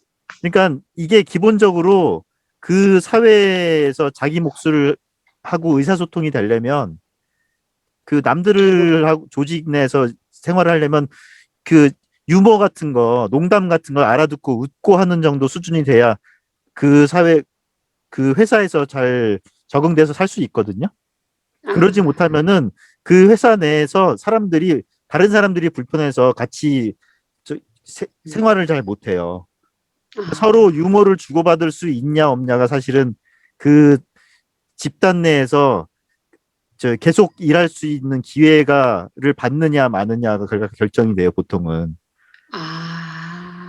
그러니까 유머를 이해할 정도 수준으로 녹아들고 그걸 이해해야 되는데 그 정도까지 녹아든 사람들이 저는 여태까지 중국에서 오신 분들은 좀 많이 좀 그 정도가 되거든요. 저는 왜냐하면 우리 병원에는 그 중국에서 오신 분들도 제법 많거든요. 식당에서 일하시는 분들도 제법 많고 하는데 딱 보면은 내가 무슨 북한에서 왔어요 얘기 안 하지만 말투나 이런 거 들으면 이분은 탈북하신 분이라는 느낌으로 알거든요. 그 약간 좀 말투가 좀 다르니까. 근데 탈북자 출신들 분들은 여태까지 이렇게 재미있게 얘기를 주고받고 하는 정도인 분을 한 번도 못 만났어요, 저는. 여태까지. 맞아요. 저도 못해요. 그러니까 저도 잘 못해요. 그만큼 나는 그래서 더 탈북하신 분들이 그 기회는 줄 수 있죠. 왜냐하면 동포니까 이 사람에게 기회를 주자고 기회를 줄 수 있지만 그 기회가 사실은 1년, 2년 정도는 못 버티거든요, 회사가. 그러니까는 이게 그 기회를 뭐 좋은 마음으로 기회를 주고 이런 수준이 아니라 녹아들 정도로까지 이게 성장하는 데는 시간이 많이 걸린다. 그리고 그래서 더더욱이 그 탈북하신 분들이 좀 많이 어울리는 어떤 그 기존의 한국 사람들이랑 많이 어울리는 공간이 좀 절실하게 필요하고 그래야지 서로 막 편하게 얘기를 주고받고 막 웃고 떠들고 할 정도로 의사소통이 그 서로가 이해할 정도 수준까지 녹아들고 이렇게 배워야 그런 걸 익혀야 되거든요. 그래야 회사 생활도 할 수 있고 하거든요. 그런 게 일단 필요하고 그리고 이제 최저임금이 적용되지 않는 일자리를 좀 그 해야 된다. 난 그래서 우리 그 정책 중에 그런 거 있거든요. 그 저기 뭐야 장애인들 같은 경우에는 그 최저임금제 적용을 안 받아요. 장애인 고용할 때는 최저임금을 주지 않아도 되게 돼 있어요. 내지는 뭐 장애인을 고용하면은 뭐 이제 경우에 따라서 나라에서 지원금을 받기도 하지만 그 뭐 지원금을 안 주더라도 나 같은 경우에는 그런 제도를 도입하는 게 좋겠다는 생각이 들 때가 있거든요. 탈북자들은 몇 년 차까지는 최저임금 적용을 안 받게 하거나 최저임금의 뭐 몇 프로까지만 줘도 되는 걸로 해야 된다. 그리고 또 한 가지가 문제가 뭐냐면은 아까 개선 씨가 얘기한 것처럼 그 생활보호 대상자가 되잖아요. 생활보호 대상이 되면 문제가 뭐냐면은 내가 일을 해서 돈을 벌면 생활보호 대상에서 잘리잖아요. 근데 생활보호 대상까지 간 사람은 일을 계속적으로 유지하기 힘든 조건인 거거든요, 그 사람이. 맞아요. 예. 그러니까 그렇게 맞아요. 되면은 내가 생활보호 대상에서 잘리는 것보다 일을 일단 시작을 해봤자 일이 언제 잘릴지 모르는 상황이기 때문에 내가 이 일을 계속 해놔서 그 분야에서 내가 계속 성공해서 점점 성장해 나가지 않으면 언젠간 잘리거든요. 내가 계속 성장해 나갈 수 있느냐 확률을 계산해보고 해보면은 그 확률보다는 차라리 적은 돈이라도 생활보호 대상이 남아있는 게 확률이 높은 거예요. 맞아요, 맞아요. 그러니까 생활보호라는 그 제도 자체도 사실은 미국이 같은 경우에 그 미국의 흑인들을 되게 안 좋게 그 사회 하류층으로 완전히 전락시킨 게 생활보호 제도거든요. 그것도 루즈벨트 대통령 때 도입된 건데 아, 우리나라도 마찬가지로 봐요. 그래서 미국의 흑인 사회를 그렇게 몰락시키고 흑인들 사회를 이렇게 엉망으로 만들어 놓은 제도가 똑같이 나는 봐서는 똑같이 하필이면 탈북자들에게 좀 적용되고 있다는 느낌이 생각을 많이 해요. 그래서 이건 좀 급한 문제다라는 생각이 많이 들고 개선 씨가 아까 얘기한 것처럼 나는 그냥 현실은 잘 모르고 우리나라 탈북자들 사회가 그 저희 뭐야 저희 미국의 흑인 사회가 이렇게 몰락한 것처럼 굉장히 몰락하고 있겠다 이런 생각이 좀 들 때가 좀 많아요. 왜냐하면 미국의 최저임금 제도나 그 생활보호 제도가 도입되기 전에는 흑인들이 미국 백인들보다 고용률도 훨씬 높고 굉장히 그 생활 환경 개선이 훨씬 그 빠른 편이었거든요. 근데 우리 사회도 그랬어요. 예전에 탈북한 사람들, 우리 사회에서 성공적인 삶을 사는 사람들 예전에 그 사례가 되게 많았거든요. 그 식당 열어가지고 냉면집 열어가지고 성공한 사람들도 있었고, 그래서 탈북자들 중에 나름 저희 뭐야 그 구멍가게 차렸다가 구멍가게 점점 키워나가가지고 나중에 큰 회사 같은 것도 막 차리긴 사람도 있었고, 그런데 최근 한 6, 7년 사이에는 그런 소식이 별로 안 들려요. 맞아요. 그래서 이건 좀 사회 제도가 조금 좀 불리하게 작용하고 있다. 이거는 좀 그 문제를 온몸으로 고스란히 받고 있지 않을까 하는 좀 개인적으로 그런 추정이 좀 있었어요. 저도 입장이 같아요. 저도 입장이 같아요. 그 입장이. 음. 저도 그런 사람이 한 사람, 저도 이렇게 사회보장, 저도 받으면서 생각되는 게, 사람이, 북한 사람들은 금방 와가지고, 그러니까 이때까지 그런 어려워도, 이렇게 여기처럼, 이렇게 경쟁사에 놓이지 않았어요. 그러니까 뇌가 뇌에 못 가요. 그러니까 중국 사람들하고 또 달라요. 북한 사람하고 중국 사람들은 뇌가 다른 거예요. 어떻게 보면 이렇게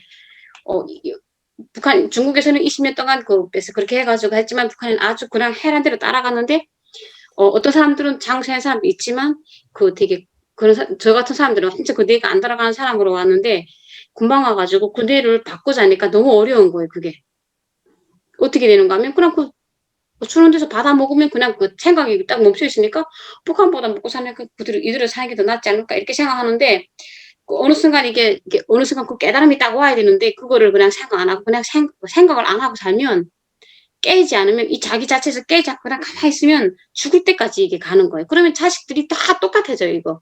근데 나도 처음에는 그냥, 뭐 이렇게 생각했는데 어느 순간부터 애가 학교 딱 들어가고, 그리고 이렇게 어릴 때는 몰라요. 어린이집도 모르는데, 어떤 내처럼 못 사는 사람, 내처럼 없는 사람들 입장에 들어가면 그걸 몰라요. 그 차이를 모르는데, 이게 어느 학교를 딱 가면서 차별이 들어오잖아요. 엄마가 세토민, 북한 사람이다 이렇게 딱 하고 아까 학교 들어가고 그러면 내가 이제 숱한 엄마들한테 말을 해야 되는데 세텀이면 북한 사람이니까 말도 더 이상하고 말도 빠르고 생각도 막 이상하네 막 자네만 이렇게 하면서 애들이 차별받는 거 딱 생각하니까 정신이 딱 차려지는 거예요.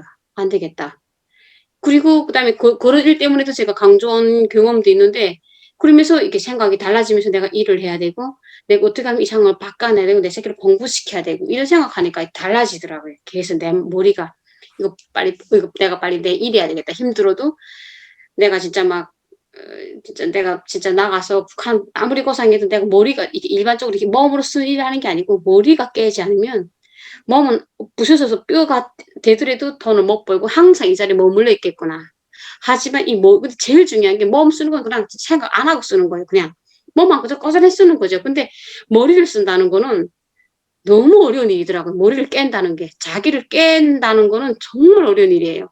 저도 지금 다 깨지 못하는데 깨어가는 중인데 그게 얼마나 큰 희생, 그러니까 내 나름대로의 이게 필요하고 얼마나 많은 그 하는 걸 내가 지금 느끼거든요. 정말 어려운 일이구나. 이게서 깨어나는 게. 그래야지만 내가 다른 단계, 다른 스텝을 밟을 수 있다는 걸 이제 느끼는 중이에요. 저는 사실은. 그래서 세트민도 이렇게 돼. 거의 세트민들은 그 생각 할 수가 없는 거예요. 그러니까 하시는 사람 별로 없어요. 그런 사이 살다 나니까. 그게 뭔가 좀 이렇게 그 연결망이 좀 있어야 돼요. 와서 이렇게 일단은 제일 중요한 건 사람이 자본주의 사회에서는 사람이 성장에 가장 중요한 거는요. 노동이에요, 노동. 사회 분업 체계 안에서 자기 몫을 무언가를 하기 위해서는 어떻게든 배우거든요. 그리고 일하면서 배우는 게 진짜 배움이고 일을 통해서 그래서 나는 요즘 마트 가면은 이 부분은 세터민이시구나 하는 분들이 되게 많아졌어요. 그래서 마트에서 왜냐하면은 그분들이 되게 내가 뭐 이렇게 물어보거나 하면은 되게 열심히 하려고 그러는데 굉장히 너무 몰라. 그래서 근데 본인은 되게 열심히 뭔가 하려고 하고 그러는 모습을 보면서 저분들이 되게 회사에서 되게 힘들겠구나라는 생각이 들지만 마트에서 일을 하는 게요. 굉장히 사람 성장에 굉장히 크게 작용을 하거든요. 왜냐하면 마트에서 물건 파는 일이요. 생각보다 많은 걸 알아야 돼요. 되게 많은 지식이 필요해요. 그래서 난 그래서 오히려 마트에서 판매원이나 이렇게 일하는 자리에 세터민들이 좀 많이 좀 성공적으로 왜냐하면 마트에서 그런 세터민들을 좀 많이 고용하는 게 보인다는 거는 거기에서 성공적으로 일을 잘 적응해서 일을 잘한 케이스들이 좀 있었다는 얘기거든요. 그러니까 그걸 믿고 마트에서 고용을 하고 이러는 거거든요. 내가 가는 마트만 그런지 모르겠지만 그래서 이분들이 이런 거에서 뭔가 잘 성공적으로 정착을 하는 모습이 이제 잘 대를 이어서 잘 이어지면 우리나라 사람들이 미국에서 정착할 때 처음에 어디서 동네 슈퍼 같은 걸 차린다거나 하면서 거기 그 다음에 이제 뭐 이렇게 성장 이런 식으로 다음 단계에는 이제 뭐 다른 세탁소를 차린다거나 뭐 이런 식으로 성장을 해나가서 한인 사회가 커진 거거든요.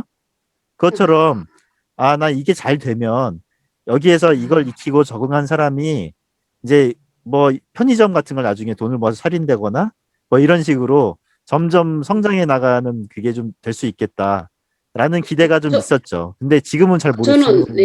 저는 요즘 처음에 어떤지. 백화점에 취직하려고 그랬거든요. 백화점 쉽지 않을 거야, 아마 백화점은. 그 백화점 취직하려고 그래가 면접을 봤는데, 예.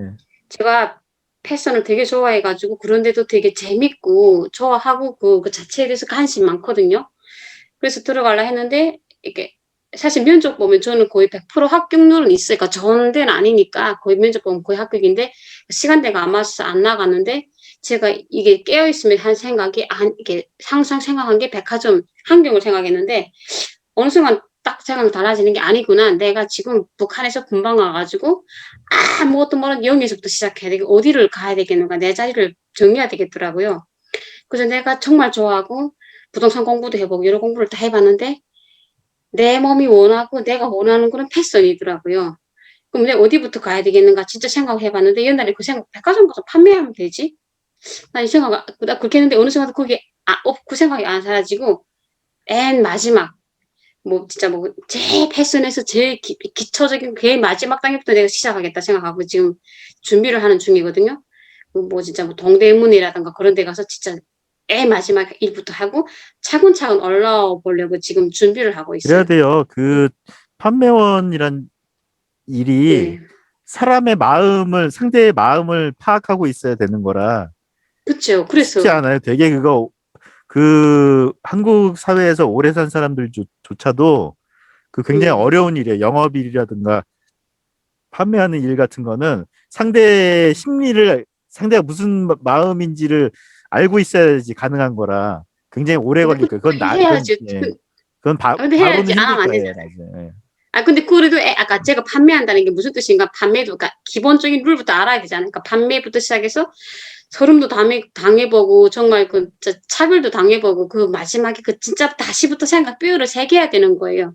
그래서 내가 생각, 돈은 못 벌어도 근데 이것도 하자 생각하고 지금 제가, 그런 다음부터 내가 알고 있거나 내가 배우고 있거나 내가 원하는 거를 그 제일 빨리 갈 수 있는 지름길이 그쪽 길이더라고요. 그래서 그래서 준비를, 이제 학교를 올해쯤에 상반기 졸업하거든요. 그러면 거기부터 하려고. 그리고 거기서 한 다음에 제가 온라인 쇼핑몰을 만들든지, 뭐 네이버 뭐 쇼핑몰 하든지, 어차피 뭐 그런 건 알고는 사실은 내가 할 수 있는 건 있거든요. 뭐 내가 배우면 뭐 이렇게 인터넷으로 뭐 내가 공부해봤으니까, 그러니까 그거 당장 나가지 않고 기본부터 배우는 게 중요한 것 같아서 지금 먼저 그 밑으로 내려가려고 생각하고 있어요. 맨 마지막부터 시작해가지고 한 단계 한 단계 올라오는 게 그게 절차인 것 같고, 이게 단계를 거쳐야지 뭐 다른 위에 기초가 없으면 무너진다는 게 이제 느끼는 것 같아요. 저도 딱 버려버렸어요. 그래서 다 그 전에 그 허황된 생각을 싹 버려버렸어요. 저는 근데 갑자기 지금. 진로 상담이 돼버렸는데 죄송해요. 어떻게 또 나도 해야 되나? 나도 우리가 얘기하다 다 보니까 좀 그 저기 여기 그 네. 나누리님이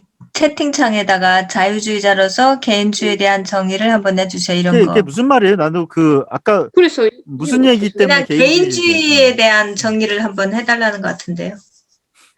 개인주의? 자유주의자의 입장에서 근데 이제 다른 용법일 것 같아요.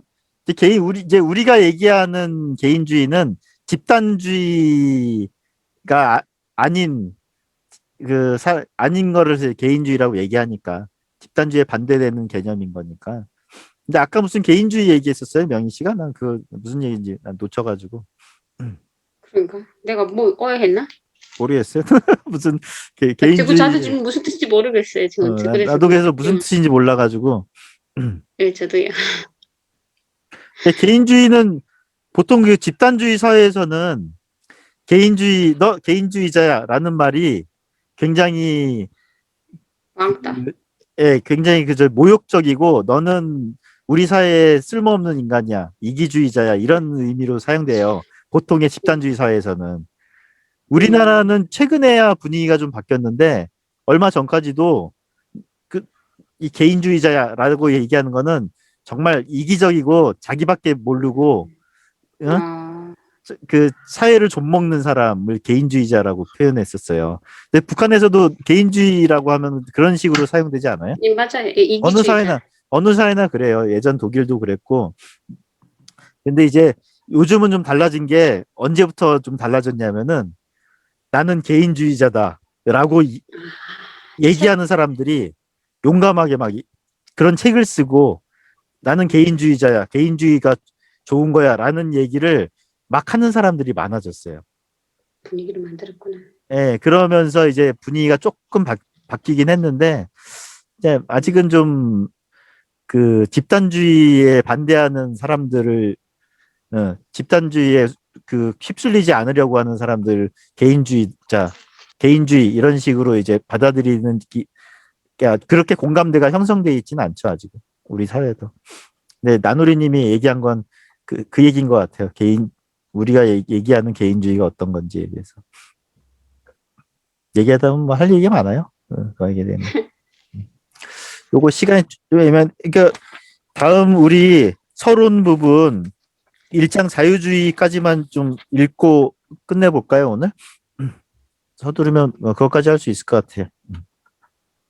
해봅시다.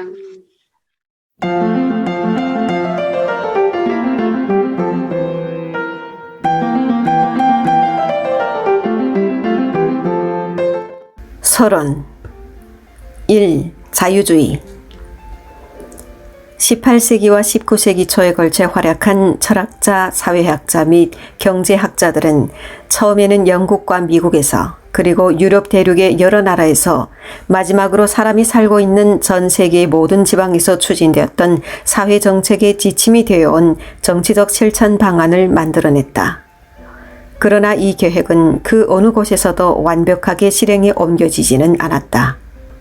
자유주의의 조국이며 가장 자유로운 국가라는 영국에서조차 자유주의 정책의 주창자들은 원하는 바를 모두 달성하지는 못하였다. 세계 일부에서는 자유주의적 계획의 일부분만이 받아들여졌으며 결코 덜 중요하지 않은 다른 나라에서는 자유주의적 계획이 처음부터 거절되었거나 얼마 가지 않아 버림을 받았다. 이 세계가 자유의 시대를 한 번은 거쳤다는 것조차 지나친 과장이리라. 자유주의가 온전히 열매를 맺는 것이 한 번도 허용되지 않은 것이다. 비록 자유주의적 사상이 최고의 위치를 점하였던 것이 짧은 기간이었으며 또 너무 제한되어 있었다 할지라도 그것은 이 세계의 면모를 일신시키는 데 충분하였다. 놀라운 경제적 진보가 일어났던 것이다.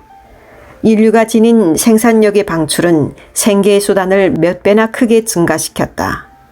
세계대전이 일어나기 직전의 세계는 그전과는 견줄 수 없을 만큼 인구 밀도가 높아졌으며 모든 사람들은 그 전 세기에서 가능했던 것과는 비교할 수 없을 정도로 잘 살게 되었다. 자유주의로 인하여 초래된 번영은 그 전 시대까지만 해도 가장 가슴 아픈 일이었던 유아 사망률을 격감시켰으며 생활 수준의 향상과 더불어 평균 수명도 연장시켰다. 이러한 번영이 특권을 지닌 사람들로 구성된 선택된 계급에 대해서만 주어진 것은 아니다. 세계대전 전야의 유럽 공업국가나 미국 및 영국의 해외 영토에 살고 있었던 노동자는 그때부터 그리 오래되지 않은 전 시대에 살았던 귀족보다도 더 부유하고 품위 있게 살았다. 그가 원하는 대로 먹고 마실 수 있었을 뿐 아니라 자녀들을 잘 교육시킬 수 있었으며 원한다면 그 나라에서 진행되고 있는 지적 생활 및 문화 생활에 참여할 수 있었다. 만일 그가 재능과 정력을 소유하고 있었다면 아무런 어려움 없이 자신의 사회적 지위를 향상시킬 수도 있었다. 자유주의를 가장 앞서 받아들인 국가들은 부모의 부 또는 지위덕을 본 사람들이 사회적 피라미드의 상층부를 차지하는 게 아니라 어려운 환경을 뚫고 자기 힘으로 차근차근 밟아 올라온 사람들이 그 상층부를 이룰 수 있는 좋은 여건이 조성되었다. 전 시대에 영주와 농노를 갈라놓았던 장벽은 무너졌다. 이제는 똑같은 권리를 지닌 시민만 있을 뿐이었다. 아무도 그의 국적이나 의견 혹은 신앙 때문에 부당한 취급을 받거나 박해받지 않았다. 국내적으로는 정치적, 종교적 박해가 소멸되었으며 국제적으로는 전쟁이 줄어들었다. 낙관론자들은 벌써 영원한 평화의 시대를 알리는 새벽이 왔음을 찬양하였다. 그러나 실제 사건들은 이와 다르게 진전되었다.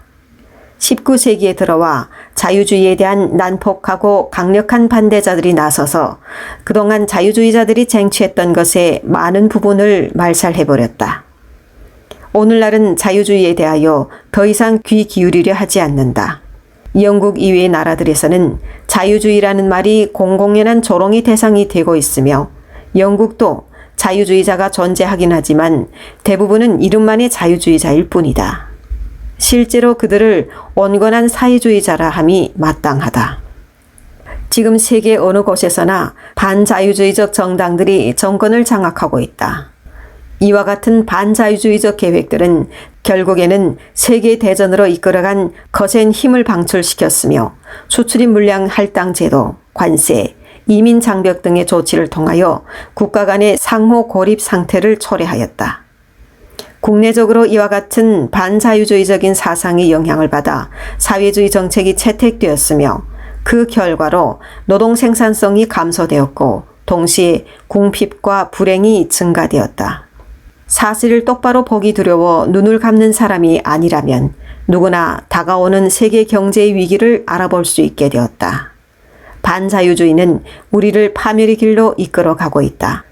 단순히 지나간 역사로 눈을 돌려 자유주의 정치가들이 주장하였던 바와 그들이 이룩한 성과가 무엇인지 알아봄으로써 자유주의의 의미와 추구하는 목표가 무엇인지 알아내려는 것은 불가능한 일이다.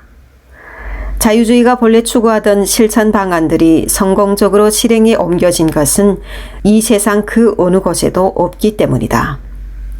자칭 자유주의자들로 이루어진 정당의 정강 정책이나 그 정당 활동 역시 자유주의의 진정한 성격이 무엇인지를 알려주지 않는다.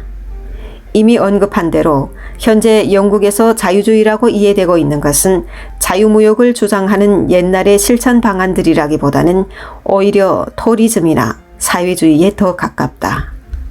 자칭 자유주의자라는 사람들이 철도, 광산 및 기타 기업들의 국영화를 주장하고 보호관세 제도를 지지하는 것을 보면 오늘날의 자유주의는 이름만 남아있는 셈이다.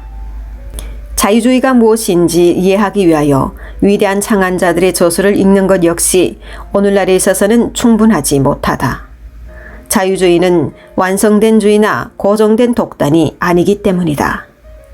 그와는 반대로 자유주의의 과학적 가르침을 인간의 사회생활에 적용시키려는 것이다.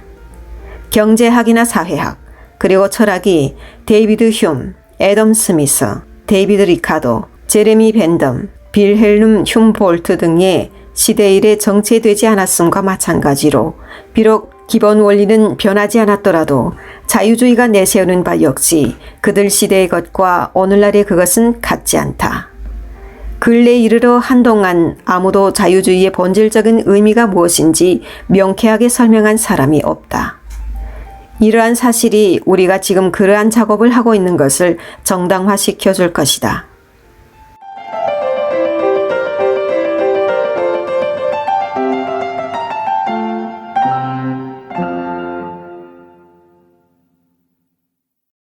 대소님, 뭐 궁금한 거나 하고 싶은 얘기 있어요? 이 장에서?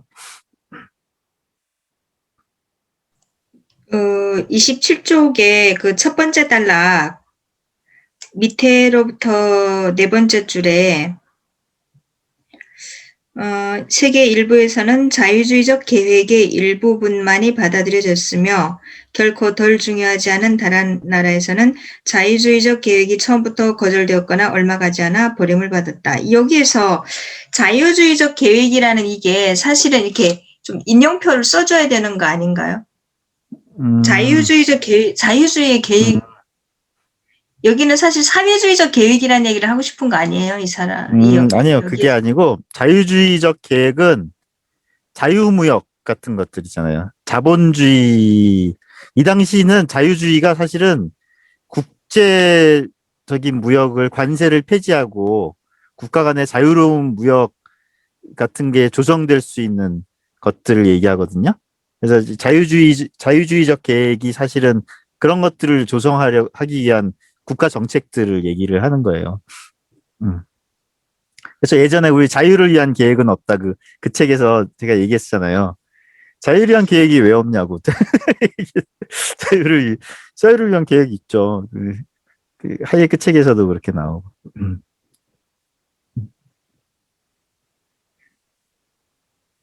제가 그러면 잘못 이해했나? 저는 그 앞에 부분을 어떻게 이해했냐면요. 18세기와 19세기 초에 거쳐 활약한 철학자 뭐 이런 사람들이 전 세계 모든 지방에서 추진되었던 사회정책 지침이 되어 정치적 실천 방안을 만들어냈다. 네. 저는 이거를 사회주의자들이 이렇게 했다라고 이해를 했어요. 아니에요.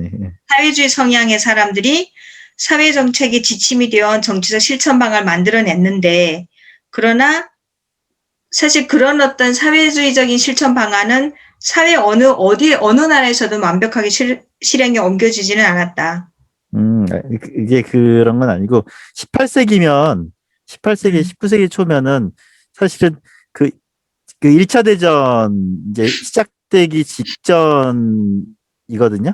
그때가 이제 막 그렇죠? 자유주의자들이 막 국가주의와 많이 그 싸우면서 이제 자유무역 시대를 열려고 노력하고 막 이제 그러던 시절이니까 이거는 이 당시쯤이면은 사실은 자유주의에 관련된 철학이나 경제학 같은 것들이 어느 정도 정리가 됐죠. 그래서 그런 것들을 추진하려고 이제 많이 하던 시절이죠. 그러면 여기에서 얘기하는 자유주의는 그냥 순수한 자유주의라는 그 개념이 고전적인 자유주의, 자유무역, 국제적 자유무역 같은 거를 실천하기 위한.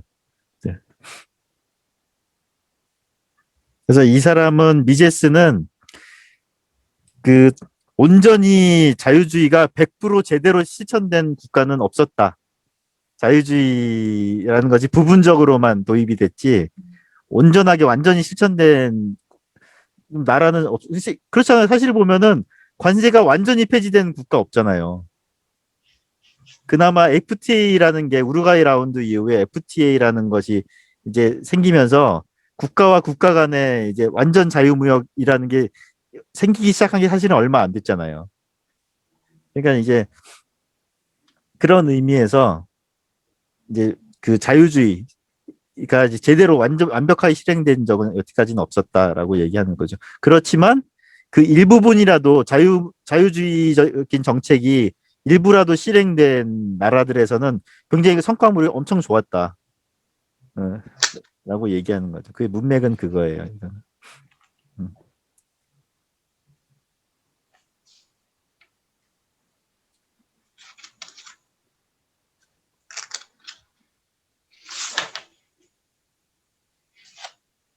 여기 이제 보면은 29페이지에 보면은 그 29페이지 둘째 단락 보면은 이와 같은 반자유주의적 계획들은 이제 그 힘을 방출시켜서 수출입 물량 할당 제도, 관세, 이민 장벽 등의 조치를 통하여 뭐 고립을 초래했다고 하잖아요. 이런 것들. 그 국제적인 자유무역 사실은 예전의 자유주의는 자유무역이 사실은 주된 거였어요. 주된 목표였어요, 예전에는. 이민 같은 것들, 이민 문제도 자유롭게 이민을 갈 수 있게 이민 장벽도 없애고. 그래서 미국 같은 경우에 우리가 그 자유주의 국가, 최초의 자유주의 국가라고 얘기하는 게 이민을 굉장히 자유롭게 많이 받아들이고 관세의 개념이 사실은 별로 없었어요. 미국 초창기에는. 왜냐하면 자기들은 관세, 세금 때문에 세금에 한 거에서 독립운동을 벌인 사람들이라 그래서 그런 것들 때문에 미국의 경우에는 되게 그 초창기에 빨리 무역이 발달하고 경제가 발전할 수 있었죠. 나중에 국가주의가 연방 쪽이 힘이 강해지고 국가주의가 막 대두되면서 이제 관세 같은 것들이 막 강화되고 뭐 이런 것들이 좀 생기긴 하는데 원래 자유주의의 그 예전의 자유주의는 관세 철폐, 국가 간의 자유무역이 핵심이었고 사실은 지금도 자유주의의 주된 아주 핵심적인 경제 정책은 자유무역 회복이에요. 자유무역을 지향하는 거예요. 그래서 그 트럼프의 그런 국가주의적인 그 관세 정책 같은 거에 굉장히 많은 자유주의자들이 트럼프를 싫어하고 욕하는 이유가 사실은 그런 면이 좀 있어요.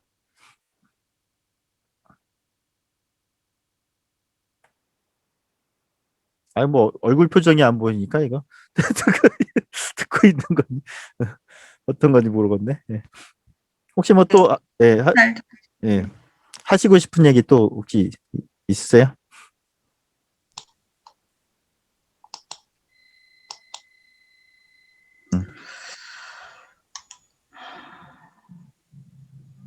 저는 없습니다. 저도요. 우리 돌아가면서 다 얘기했거든요. 개선 씨가 생각하는 자유주의 어떤 거예요? 대충 머리에 떠오르는 거. 뭐 정리되지 않은 생각이라도. 아, 자유와 자유주의? 예. 저는 여러 가지 개념을 생각하고 있는데요. 하나는 전체주의에 대립하는 개념으로서의 어떤 자유주의, 그리고 아까 앞에서 미제스의 그 서론에서도 나왔지만 소비자로서의 자유인 또는 투표할 수 있는 유권자로서의 또 자유. 그리고 자유주의에서 가장 중요하게 생각하는 어떤 그 재산권, 그리고 우리의 신체 건강과 또 우리 안전이 보호받을 수 있는 그런 정도의 것만 국가가 해주고, 그 나머지 부분에서 대부분 영역에서는 자유로운 어떤 시장 경제와 또 경쟁과 그런 거를 통해서 사회가 작동돼야 된다. 저런 개념들을 생각하고 있는 것 같아요.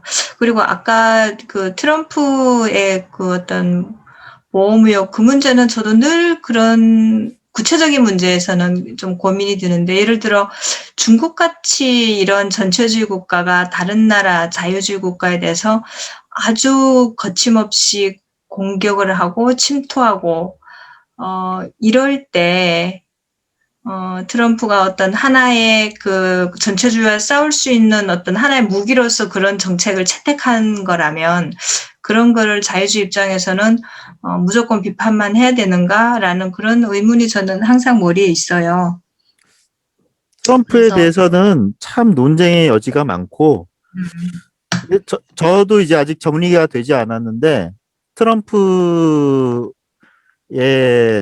사회주의 국가를 대하는 트럼프의 태도는 저는 옳았다고 보거든요.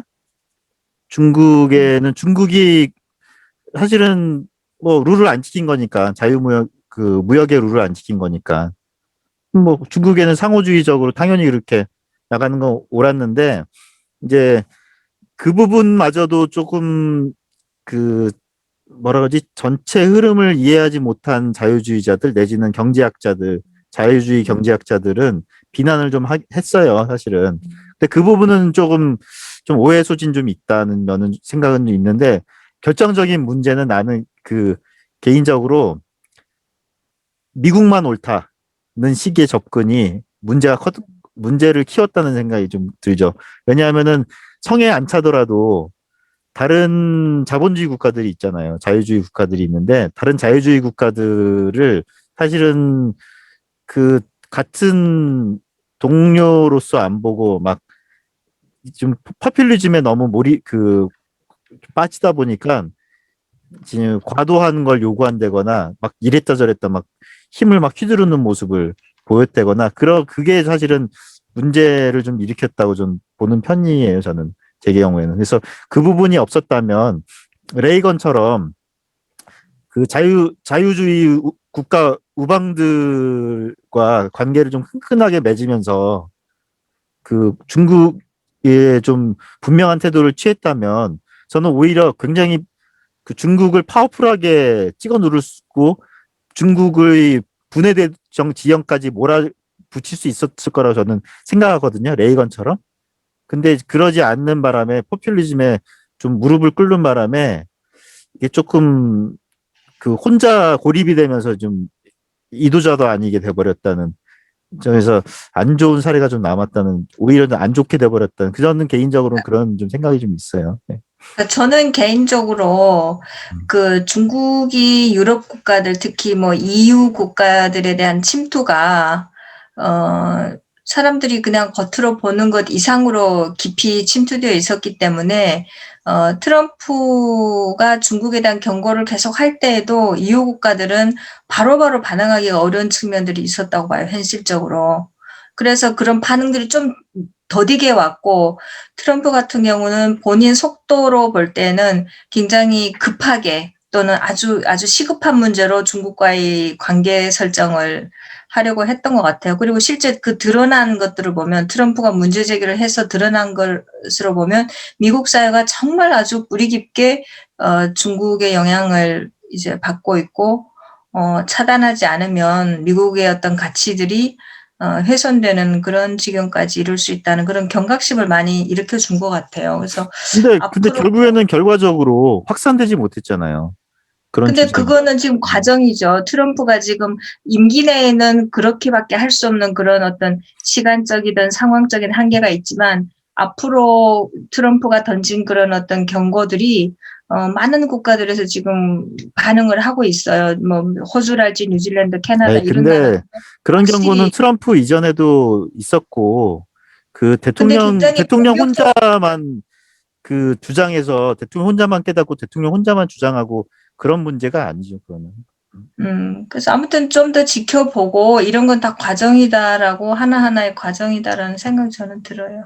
시간 11시가 됐네요, 벌써. 눈곱님은 눈곱님 먼저 나가겠어요. 그래서 그 여기 보면은 영국의 자유주의 정당이 어떻게 저기 몰락하고 어떻게 이제 사회주의적으로 변했는지에 대한 얘기가 잠깐 나오는데 그게 이제 제가 요즘 얘기하고 있는 뭐 그 페이비언 사회주의가 이제 침투에 들어온 과정이거든요. 그거는 제가 다음 달에 좀 정리해가지고 조금 좀 간략하게 설명을 좀 해드릴 거니까 거기에서 이 영국이나 미국이 사회주의가 어떻게 스며들어서 그 자유주의란 이름도 변질되고 어떻게 그 사회주의가 사회를 잡아먹게 됐는지에 대한 거를 좀 우리가 좀 잘 공부하고 좀 그 우리 사회가 또 비슷한 과정을 좀 겪고 있기 때문에 거기에 대한 걸 좀 경각심을 좀 가질 필요가 있다는 생각이 좀 있어요. 그래서 그건 제가 나중에 한번 정리해서 한번 좀 얘기를 좀 드릴게요. 그래서 혹시 또 뭐 더 하시고 싶은 얘기 있으세요?